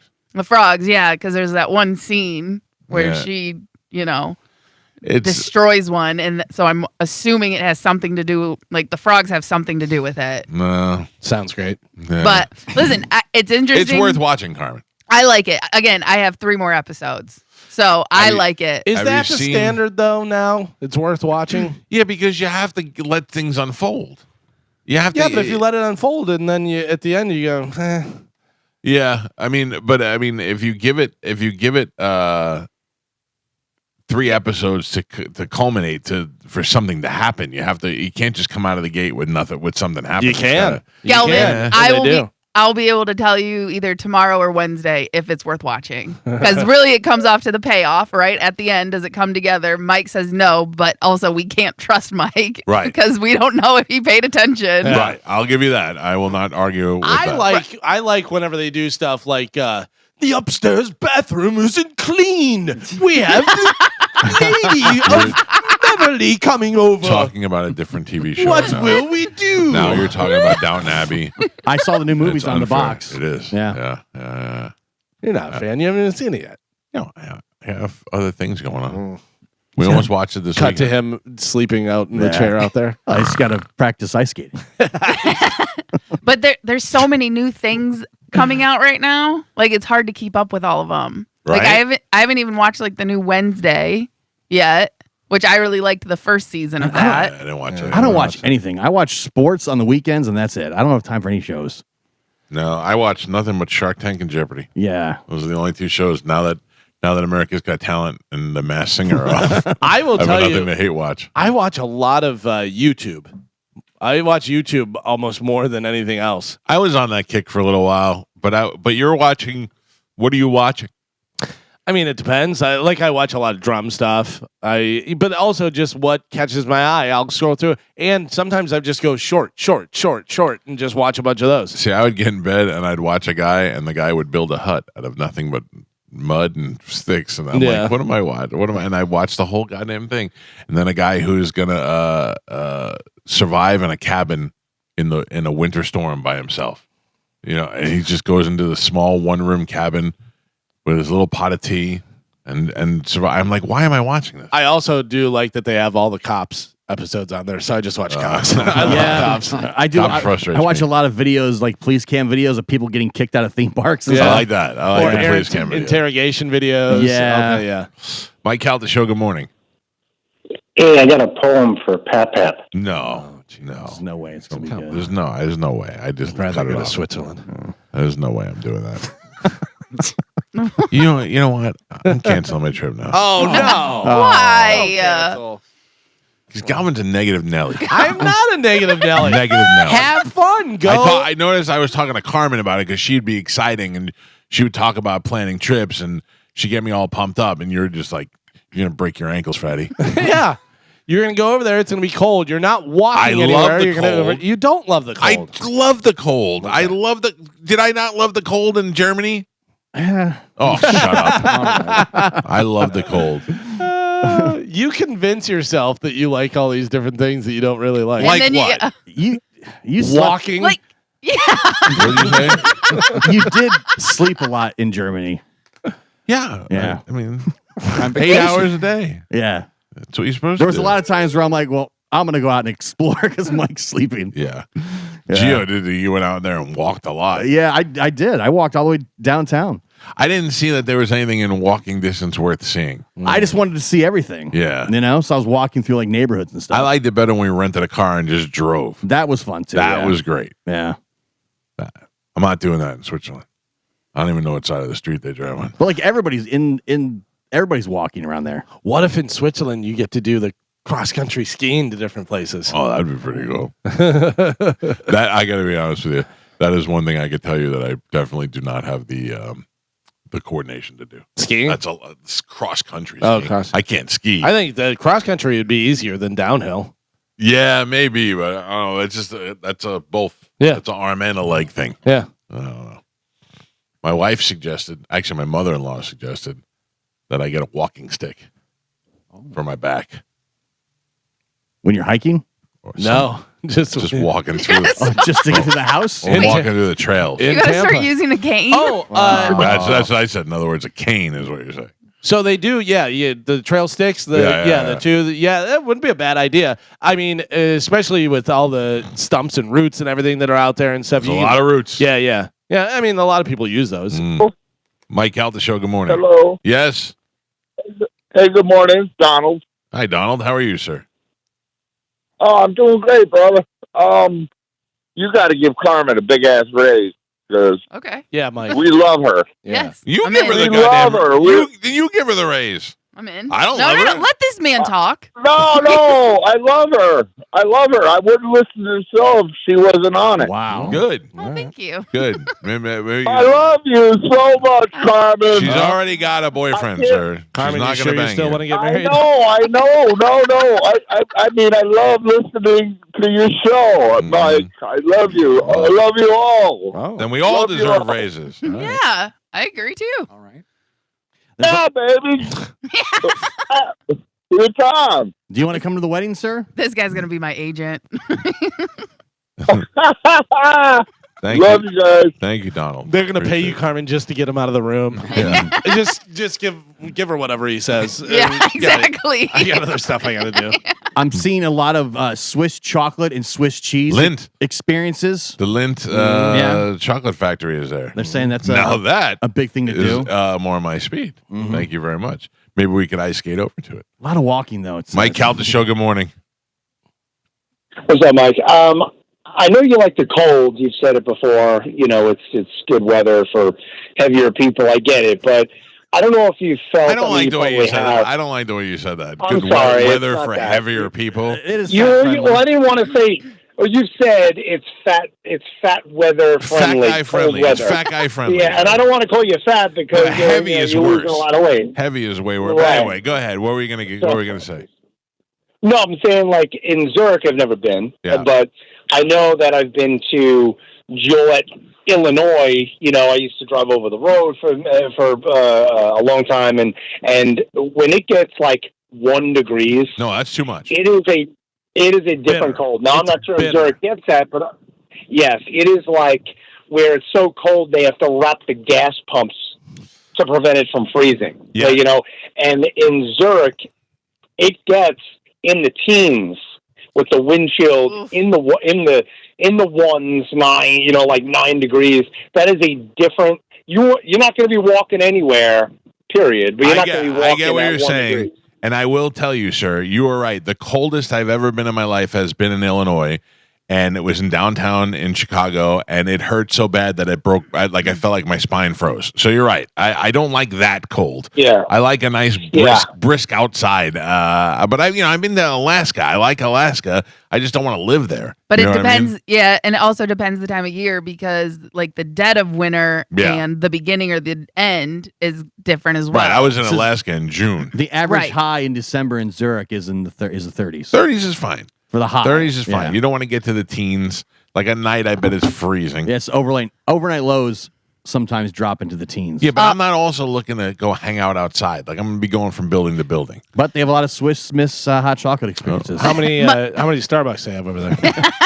Mike, my ChatGPT would like to know what your preferences are for stuff: fine dining, sightseeing, local culture, outdoor activity, luxury experience. Luxury experience. Okay, and then also your budget is luxury. I'm assuming not absolutely. comfortable. He got Absolutely. the all Okay. clear. Got the all clear. Got the all clear from the wife.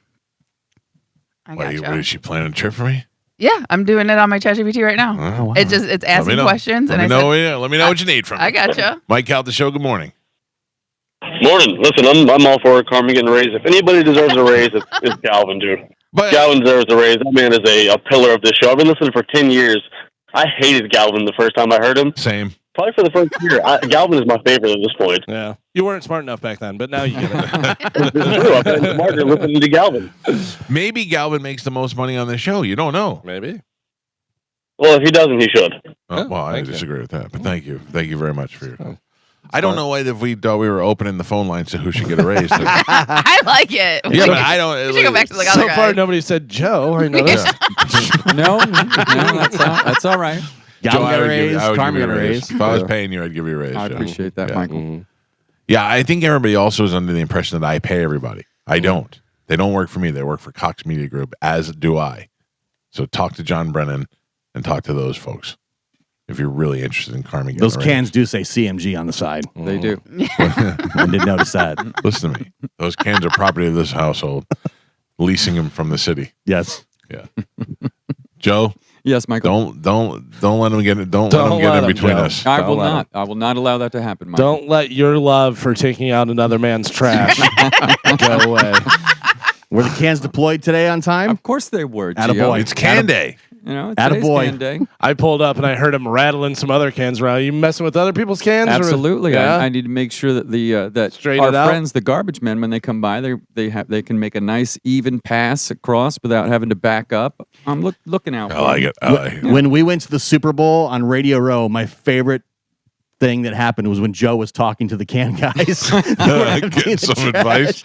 and asking them what they were working with. I'm thinking about going pro myself. You know, Maybe you can give me some tips, some pointers. I was like, Joe, what are you doing? He's like, I was talking to the can guys over there, asking them what they're doing. Carmen, this morning I woke up and every morning I walk past the outside door. Right. And I look out because sometimes I'll cross paths with Joe or Galvin, get there at the same time. And I looked out and there was a whole family of raccoons just sitting on top of my garbage cans. Oh, really? Yeah, I had to open the door and ask them to leave. Listen, they have a smell because you had raccoons in your house. So now the smell of them are in there. So now they're like, oh, this is a safe place for us. Friendly home. This guy lets us into his house. Right. Oh, if they had YouTube, they could see the video of the one pawing my wife's breast and the other one eating the whole thing of grapes. Yeah. Those raccoons were loving life while they were here. That's why they want to get in. Oh. All right. We got to take a break. 800-771-1025 are the phone numbers. When we come back, we'll play a little game. We'll give some stuff away to you fine folks that are listening. In the meantime, I want to remind everybody that my friends at Super Heat and Air have teamed up with ABC Plumbing, and they are now Super Heat and Air and Plumbing. So all the great services that Super Heat and Air has provided for you, and that is 24 hours a day, 7 days a week service. If you have an emergency, they also extend that now to plumbing. So if you have a plumbing emergency, say you have a toilet that won't stop running, you have a leak, you have something in the middle of the night or in the early morning hours, and you're not sure what to do, you can always go to superheatandair.com and have Super Heat and Air and Plumbing come on out to take care of it for you the same way they would for an emergency with your air conditioner. If your air conditioner goes down or if in the middle of the winter you can't get your heat going, Super Heat and Air does it all for you. And right now they're running a $29 maintenance checkup for your unit. If you haven't had that done, you should have it done before the winter. Now is the appropriate time to do it. Go to superheatandair.com. You can schedule online, have them come on out for $29. They'll get your unit in order, get it cleaned up and ready to use for the winter. And that includes the months that you may have to turn your heat on every once in a while. And when you're going back and forth from air to heat to air to heat, you want to make sure there's no dust on your coils. You want to make sure your unit's in great condition and able to run both the heat and the air. If you haven't had a maintenance checkup done, you should do it. Super Heat and Air will come out and do it for $29. I bet Joe has dust on his coils. Oh, Joe's just filled with dust. Oh, wow. Superheatandair.com for all your AC and plumbing needs. If you need a new unit or if you just need a checkup or if your unit is not working for some reason, let them come on out. They'll do the $29 maintenance tune-up, but if they do a repair, they'll deduct that $29 from your tune-up price. It's superheatandair.com. Hit them up today and tell them you heard about it on the Mike Calta Show. We'll take a quick break. We got tickets to give away when we come back. It's 1025 The Bone. A little bit of a quarterback controversy over there. Yeah, a little bit. Yeah. All right, yes, Carmen. Oh, and Michael, I did email you. You did? I did.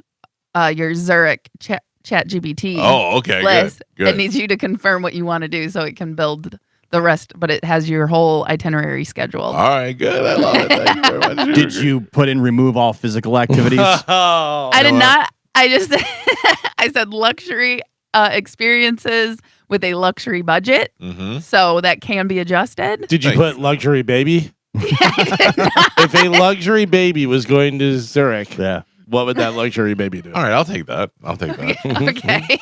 Carmen. Yes. We're going to play a little game. Okay. Called Carmen Sense. Okay. Carmen Sense. Sure, the answer is obvious to everyone. But is it obvious to Carmen? Let's find out. It's time to play Carmen Sense, only on the Mike Calta Show. We tried to play Carmen Sense Wedding Edition. Okay. And it was just... it's not very common knowledge stuff. Yeah. So. Like how did this tradition start? Where does this come from? So it was a lot of Hungarian and whatnot. I would have got all of those. Yeah, right? Should you have lawn chairs at your wedding? Stuff like that. All right, I'm going to read a question. Carmen is going to let me know when she has it locked in. Then I'm going to go around the room. You guys guess whether she's going to get it right or wrong. First one to get to 3 is going to win a prize for somebody on the phone. And Ian Beckles is here. Would you like to play, Ian? Sure. All right, Ian is in. Carmen, I will start with this one. What is the oldest continuous sporting event in the United States? Let me know when you're locked in. Done. Carmen is locked in. Ian, I'll start with you. Is she going to get this right or wrong? I don't know it, so I'm going to say no. You're going to say she's going to get it wrong. All right. Joe? I think she is also going to get this wrong. Mike? I think she's going to get it right by accident. And Gio? I think she'll get it right. All right, split 50-50. Carmen, what is the oldest continuous sporting event in the United States? The World Series. Incorrect. Anybody else want to guess? I thought it was going to be baseball. U.S. No. Open. No. Golf. No. No Olympics? idea. Kentucky Derby. Horse racing. Yep. Yeah. Kentucky Derby. Kentucky Derby. So she got it wrong. Ian and Joe both get a point. Yeah, but Very nice. All right, Carmen, your next question. How many title deeds does a standard game of Monopoly include? So how many properties are on there? How many title deeds does a standard game of Monopoly include? Done. Carmen's done. Mike, will she get this right or wrong? wrong. Joe, right or wrong? Wrong. Ian, right or wrong? No way. And Gio, right or wrong? Wrong. Carmen, not a lot of confidence in the room. Yeah, good. How many title deeds does a standard game of Monopoly include? 9. Can I guess real quick? You can guess. No idea. So you have four streets. You have 2 properties on each street of 3. So it's 6, 12, 18, 24, 22 because it's only 22. Boardwalk and Park Place. Yep, 22. But then what about the electric company? And That doesn't count, No, it's not Yeah, property. there's no deeds. deeds. So I would say 22. It's 22. 22, 22. 22. How many sides are there? 4. How many spaces on each side? 8. What do you mean? 8, so it's 32. No. What do you mean? How many spaces? How many spaces? Like how many But there's moves? railroads and there's Right, also... yeah. but if you Right, take but those out, There's 2 different blocks of properties that are 3 spaces each. Then there's a railroad, and then there is a utility. It's 28. The answer is 28. Really? So they must be counting the utilities They have and to the be. railroads Everybody's wrong. properties. Everybody said she was going to get it wrong. Everybody was right. So that means Mike has 1, Gio has 1, Joe has 2, and Ian has 2. All right. All right. Let's go with your next question. I'm scrolling through these as we go. So I'm trying to bring this out. Let's see. Carmen, what eye color is the most common worldwide? Oh. Done. Carmen is done. Gio, will she get this right or wrong? Right. You say right. All right. Ian, what do you think? Yeah, 100%. Gonna get it right. Mike? I'm going to say wrong just to go against Ian. All right. And Joe? I'm going to say right. All right. Everybody except for Mike says you're going to get this right. Carmen, what eye color is the most common worldwide? Brown. Brown is correct. Brown is correct. Yeah. I kind of figured that too, but That means we have a runoff between Ian and Joe. Mike and Gio, you guys are both out. What? Yep. Yeah. I just got it right. Too bad. But Yeah, but you only out. had 2. Oh. They have 3. That sucks. Carmen, which city is known as the Windy City? Done. oh, come on. Yes. Now Joe, that will I'm she out. get this right or wrong? I think she's going to get it right. Ian? Right. Carmen? What city is known as Windy City? Chicago. All right, that was a little too easy, but No. That was perfect. That was excellent. Mm-hmm. Carmen, which space telescope was launched by NASA in 1990? Done. Carmen is done. Ian, will she get this right or wrong? No, sir. Well, I don't know. She'll get it wrong? No, sir, no. She'll get it wrong. I need you to say she'll get it wrong. She will get it wrong, yes. Right or wrong? Hello. You're wrong. Joe, will she get this right or wrong? I'm going to go right. All right, we're going to have a winner here. Carmen, which space telescope was launched by NASA in 1990? Hubble. Hubble is right. Wow. Joe is the winner of the game. Joe, what line are you playing for? I am playing for line 2, please. All right. Good morning. Who's this? Good morning. Hi. It's CJ. Hi, CJ. Can CJ win? I don't know why. I'm sorry. Hold Did on. she win before? Yeah, because recently? she won recently. Oh, did she? I don't remember her. All right. So- well, she's on line 2. okay, we'll double check. All Check right. the records. Hold on, CJ. All right. Well, can we do another round? Another round? Another Sure, round. yeah, Another round. absolutely.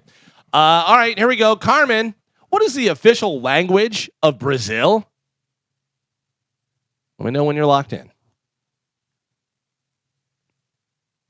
Hello.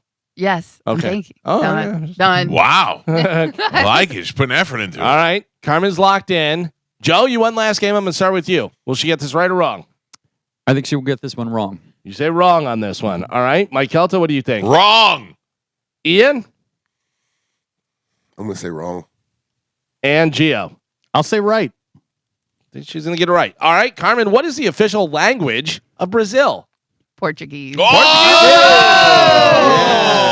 Yeah. Thought about it. Gio on the board. All right, here we go. Your next question. Carmen, what is the name for a period of 2 weeks? Ew.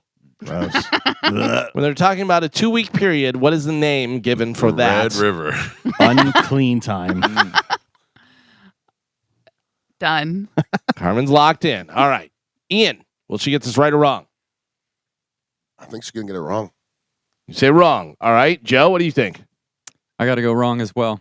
Mike? Wrong. Gio? Right. Carmen, what is the name for a period of 2 weeks? Half a month. Oh, no. I have no idea. I have no idea. Fortnight. Okay. Yeah. All right. So let's see. Joe said wrong. Ian said wrong. And Mike said wrong. So everybody's tied up at 1. Everyone's tied up at 1 here. All right. You'll probably know that. All right, Carmen. What star sign or zodiac sign is symbolized by a pair of scales?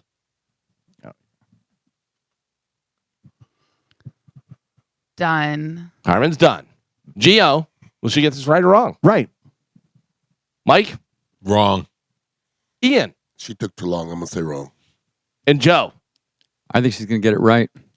Split right down the middle. Joe and Gio say right. Mike and Ian say wrong. Carmen, what zodiac sign is symbolized by a pair of scales? Cancer. Hell no. Incorrect. It is Libra. Libra. All the so numbers. Mike and Ian. Numbers. Come on. Yeah. Yeah, I'm only worried about mine. Whoa, not all right. yours.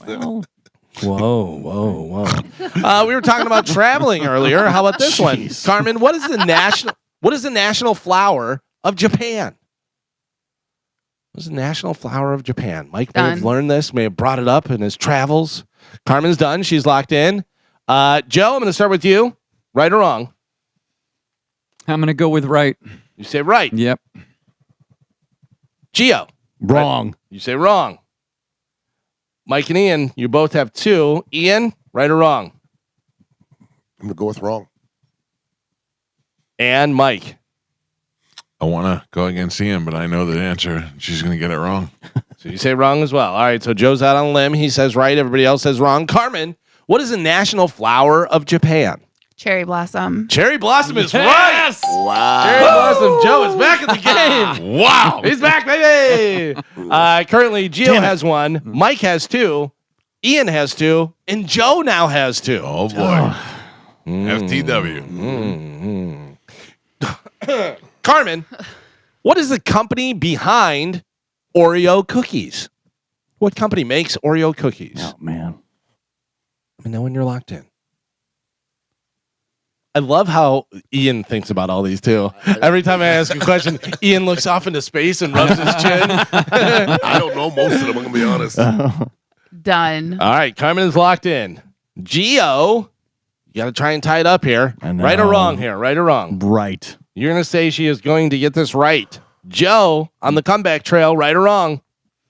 I'm going with right. You're going to say right as well. Yep. Mike Calta could possibly win it all right here. For the win. She gets it right. You say right. Ian could come in and snatch a victory. For the backdoor win. Wrong. You're going to say wrong. All right. Backdoor. Carmen, Snatching the back door. The old Carmen. Oreo cookie. who enjoys the food. What is the company behind Oreo cookies? I do not read the packages that carefully. Nabisco. Nabisco is correct. Oh, she strung you along. Ian got all excited. Yeah, Ian thought he had it. That means there's another runoff between Joe and Mike. Aha. Joe and Mike. Fight to the death. All right, here we go. Your next question, Carmen. Another food question for you. What is the main ingredient in tofu? Done. Gio's out. Oh.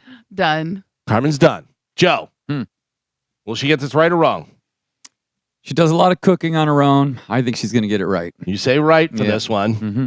Mike Calta, she going to get this right or wrong? So doesn't eat very healthy. I say she gets it wrong. All right, we're going to have a clear winner here. Carmen, what is the main ingredient in tofu? Soy. Yep. Soy I'll give it to you, soybeans. Soybeans. Yeah. But yeah, soybeans. Joe is the winner again. Back to back. Yeah. Joe He's deserves stealing a- your he thing. deserves a Stealing your raise. thunder. The champion's here. Yeah. He deserves a raise. He deserves a raise. Ian's giving you a raise. Thank you, Ian. Nobody brought his name up. I said the innovator needs a raise. This is true. Are you just drinking a big glass of apple cider vinegar, or what is that? No, it's a red kratom. It's tea.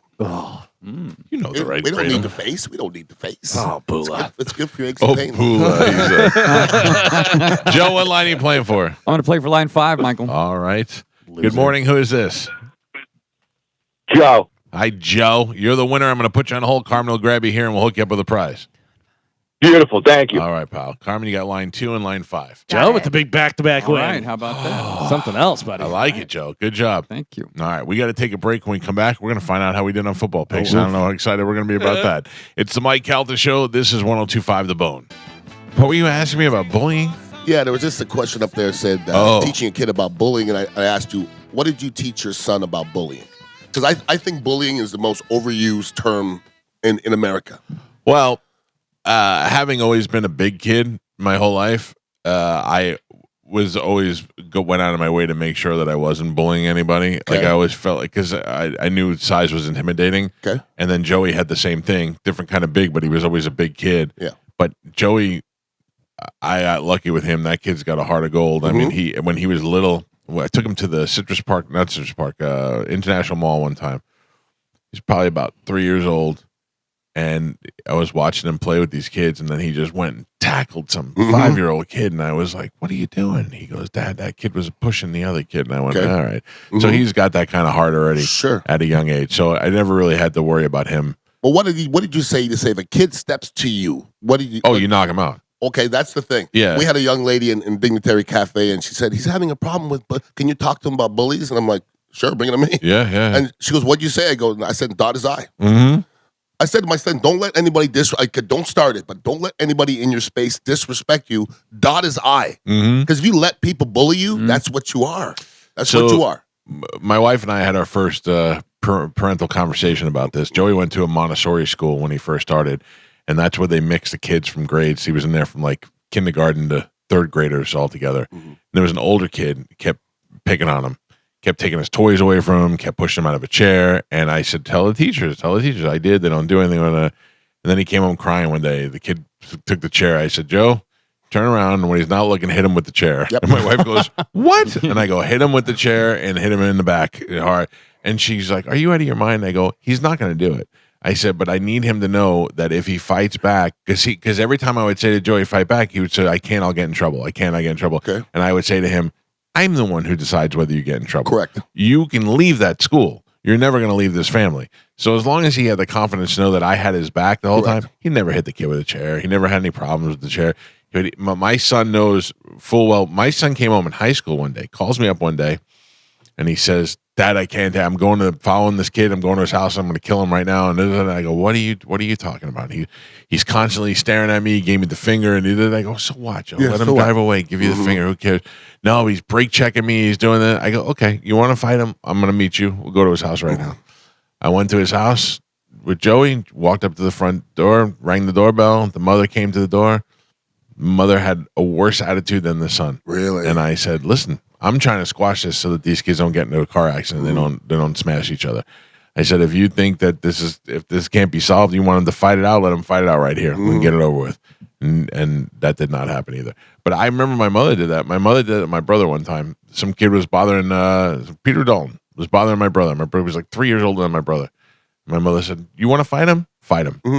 She said, go out and fight him. My brother beat the snot out of that kid, and nobody ever touched him again. Sometimes it's a last resort, but I'm not against it. Oh, I don't think I was a bully, although some of my stories probably will sound like I was a bully. I was very nice to people because I was big as well. Right. But I don't know any bullies to fight. Most bullies don't fight. No. They don't want to fight. No, they pick on you, and then when it comes down to it, that's why when you tell them, hit him, it makes sense. Absolutely. Because it'll cut that out right away. And a lot of times the bully just wants you to, stand up for yourself, I think.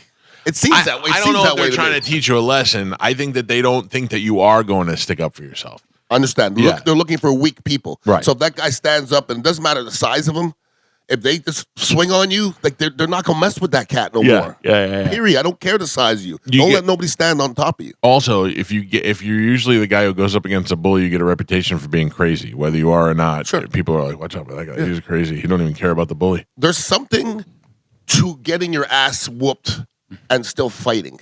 And listen, I got my ass whooped a couple times. I'm gonna be serious. Sure. But just knowing that the dude's going to fight will stop it. Even if the guy's not a good fighter, okay? Yeah. If that guy stood up for himself, everybody else will stop doing it because nobody really wants to fight. Yeah. I always tell Amanda, whenever we see a confrontation or something, or when we were dating and I was a different person, people would do when you get into, what's up? You want something? You want to go? You want to go? And I go, I'll always tell you right now who wants to fight. No, you open hand smack that guy on the side of the face. Yeah. If that guy doesn't come back swinging at you, he doesn't want to fight. But the you want to go guy is not a fighter. No. The guy you say, you see the guy that's real quiet in the corner and he's just eyeing everything, that's the guy. Yep. That you want to go guy, he can't fight. And also, you want to go, doesn't want to go, or else he wouldn't ask. He would just go. They'll just, if most, you want to go guy for real, swings. Yeah, like when it gets crucial, swings. That's it. I've learned those lessons the hard way. Yeah? Yeah, I don't mess around. I'm so glad that my son isn't and wasn't a fighter. Mm-hmm. He didn't have that problem in high school, wasn't constantly getting in fights with people. In my school, it was the only way everybody settled everything when I was younger. Everybody was fighting, and it was so dumb. And they were all awful fights too. It was never a good fight. Well, let me say a PSA for marijuana. You just talked about Mark Sanchez. Okay? Yeah. The reason why I stopped drinking alcohol, because I could have been Mark Sanchez. Yeah, when I get drunk, everybody. I do stupid stuff, right? Yep. Isn't that right, Pat? So the thing is, when you smokers, there's never stories of that. Yep. Never. Nope. He was high and he went. No, there's never stories. Never. Oh, by the way, 2 things for you, Pap Pap. One, very surprised. Yes. Pap Pap did not drink on Friday? Nope. No, I didn't. I got drank when I got home. I had a couple drinks with Chris. That doesn't matter. That's in your own domicile. Mm-hmm. But he's changing though. We drove out to Big Top Live. I drove, and Joe did not drink. No, I did not. Yeah. He used to have to drink. Yeah. I don't think he's that guy anymore. Well, he was performing at a high level. The other thing, Joe, is are you missing a vape? Am I missing a vape? Yes.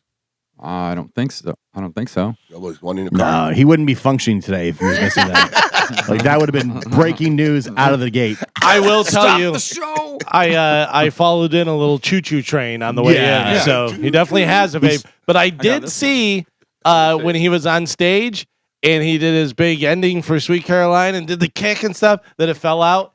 He went after it like his baby was falling in the water. Picked it up He went immediately. like, oh my Let me God. see it. You have it? Yeah. Just chucking clouds on top of everybody. That's the only one that you have? That's the only one I have.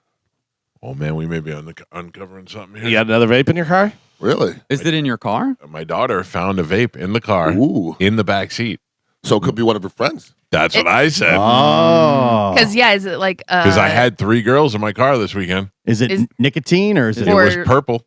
Oh, see, probably cherry flavored something. Yep, it was for sure. then that's a kid. Yeah. Not me. Oh man. Oh, Lithgow. Oh, go. Oh, man. Wow. Oh, man. Because Juliana found it, and she was kind of like shy about it. Like, she was like, I found this vape too. And I go, no, that's Pap Pap's. And she's like, you sure? I'm like, yeah, he sat in the back yesterday or Friday. It's got to be his. Joe, go take a pull off it. See what's going on. Why did she say, are you sure? Yeah, That's a good question. Why would Because she her say, friend, "Are you her sure?" friend Because showed I her. think she thought it might have been one of her friends. Well, I think she knew. It sounds like she knew. Yeah. Think about that for a second. Are you sure? Why would she say that? I don't know, but she won't lie to me. I'll That's not lying. No, I'm saying if I ask her, she won't lie to me. I just stopped the conversation. I was like, oh, it's Joe's. See, I'd snip that one out. But what do you mean? Are you sure? Who else would it be? Well, it wasn't hers. No, they know for Joe's sure. always in a cloud of smoke. But maybe she thought maybe it was like Joey's friend. 'Cause Yeah, Joey maybe. uses it. You know what I mean? Well, Like, are she you- actually said she thought it was Joey's. And Amanda said, no, Joey doesn't vape. And I said, no, that's Pap Pap's. It must be because he sat back there and it fell out. And I think that just ended that. But I think we've really uncovered something. Are you big. 100% sure it's nicotine and not cannabis? No. Because it could. There's some of them look like both. Will you go get it, Joe? Yeah, where is it? Oh, we can get it during the commercial break. Okay. It's in the car. Joe already hit off 3 times. Joe already has it. Where is it? In my pocket. Mr. Michael, I didn't even hit my pen on the way down. No, I don't believe that you did. Car. I don't believe that you did. No. Mm-hmm. Wow. This is like the size of a what do they call those? iPod. It was like one of those so ones. that's nicotine. The big ones. It's Yeah. nicotine. Nicotine's worse. I agree. It's worse. We may have undercovered. We may have. Yeah. Well, that's what you got, right? Nicotine. Mm-hmm. Yeah. Yeah, but it does no flavoring, none of that crap that they put in the stuff that comes. Yeah, out. none of the crap, just the nicotine. Yeah, just the nicotine, pure nicotine. None of the crap. No tar, no tobacco, no fiberglass or chocolate that they put in there. Although they say that is a lot better. I mean, because like you say, the cigarettes have a lot of other stuff in there. Nicotine, allegedly, I don't know whether this is true or not, is not actually bad for you. Nicotine isn't. It's the transfer, the way you're getting it and stuff. All the other the tobacco, the tar, and all that putting stuff. anything in your lungs is bad. Yeah. Anything, even marijuana. Putting marijuana in your lungs that's the one bad thing. It's not great. Still bad. My wife is listening, and she said that when Juliana found it, she thought it was Joey's. Okay. And then we had to explain to her that Joey did not have a vape, and that I suggested that it might be Joe's, and I think she was worried that it might be one of her friends. Oh, wow. Yeah. And now we're back to. But why is she worried about that? That's a question. Because you should know your friends. Yeah, but I mean, she doesn't know everything. She don't want can't anybody to control get what they do. Busted. Yeah, and she doesn't want to get busted. The daughters do care about not disrespecting. Like my daughters, I would hear sometimes like a kid would have their feet on the chair. She'd be like, take your feet off the table. Oh, really? Like that's me speaking. Yeah. You know what I'm saying? Like she doesn't want anybody disrespecting your That's what car. you want. Yeah, absolutely. Yeah. Absolutely. No, my daughter doesn't care at all. She's the meanest kid alive. Oh, I've seen her. She's giving me the look. Yeah. Yeah. She's no fear. She got it from you though. You gave me the same look that time in the press box. Yes, she is me. She is me all day. Yeah. But it's not intentional. It's just it's built in. It's a far. I don't have a mean look. I have a far off stare. No, you gave me a mean look that time. It's funny because sometimes I'll mean mugging in the press box. Yeah, for sure. I do this a lot. I do that. I'll be like looking, and I'll see a guy look at me, and then you look at me like, "What are you staring at?" And I'll go, "I can't even really see you. I know that you're over there, but I don't really." Oh boy. Oh man. Oh, boy. My wife is throwing out. My wife is throwing out whose it could be. I should have taken the rap, Michael. You should have taken the heat for the kid. Should have taken the rap. Well, Galvin thinks it's Lithgow. It's not Lithgow. Lithgow has never been in my car. I can assure you of that. Now we're narrowing down who Lithgow is. Just have the girls that were in the car be in the car again and go, anybody forget this? And then just see their face reactions. They'll tell on themselves. Yeah. Let me think of out of the 3 girls that were in my car. Yeah. Also, you could tell them that you have cameras in your car. Say, I'll just look at the footage and find out who's dropped it, whatever. And they'll go, "Oh, it was me." I don't want to be a part of this. I'm out of there. I'm gonna turn this one over to the chief, Amanda. Let her handle it. I don't care what she does. But you know who the fast one is. You always know who the fast one in the bunch is. There's always a fast one. I don't know. They're all out of all 3 of them. There are 2 that I think lead the bunch out of the other one, but it's probably the other one because she's sneaky. They're all sneaky. They're sneaky. Yeah. Do you think your daughter's hitting the vape or no? No, she would tell me. Yeah, I think she would tell me. What? Yeah. You think your daughter would tell you she hit a vape? Yeah. I don't know about that. Joey told me when he tried smoking pot, he told me, I said to Joey, I go, "Have you ever tried smoking pot?" And he goes, "Yeah." And I go, and he goes, "I liked it." Well, he was high while he was telling you. Yeah, I mean, like the day that Joey came in drunk was the best ever. We picked him up from a Sweet 16, and Amanda and I were in bed watching TV. Joey comes in with his shirt around his neck, and he's just like doing one of these cool guy moves, which he never does. And I go, "Joe," he's like, "Yeah." I go, "Did you drink tonight?" He goes, "A little bit." And I go, "Yeah." And I took a picture of him. I go, "I want you to see what you look like when you're drunk." Yeah. I love people trying to act not drunk. It's awesome. Yeah. Oh, I do that. It's awesome. I'm what? No, not even drinking. Get to you're drunk. Mm-hmm. Shut up. All right, Carmen, let's find out how we did in our football picks this week. Oof. Oh, yeah. That's Yikes. All right. I have traditionally been in last place for the season so far. Listen, it was a rough week for everybody. Start by telling us who came in dead last and bring us up to the top. All right. In dead last this week with 4 wins. Ooh. Johnny B. Four. Johnny Bad Picks. And Ian Beckel. You just said 4 like he was an idiot. Oh, Carmen's so good at playing this out. One of you played in the NFL. I was about to say, that's hard to try to get them all. That's what? Oh, there's more. There's more.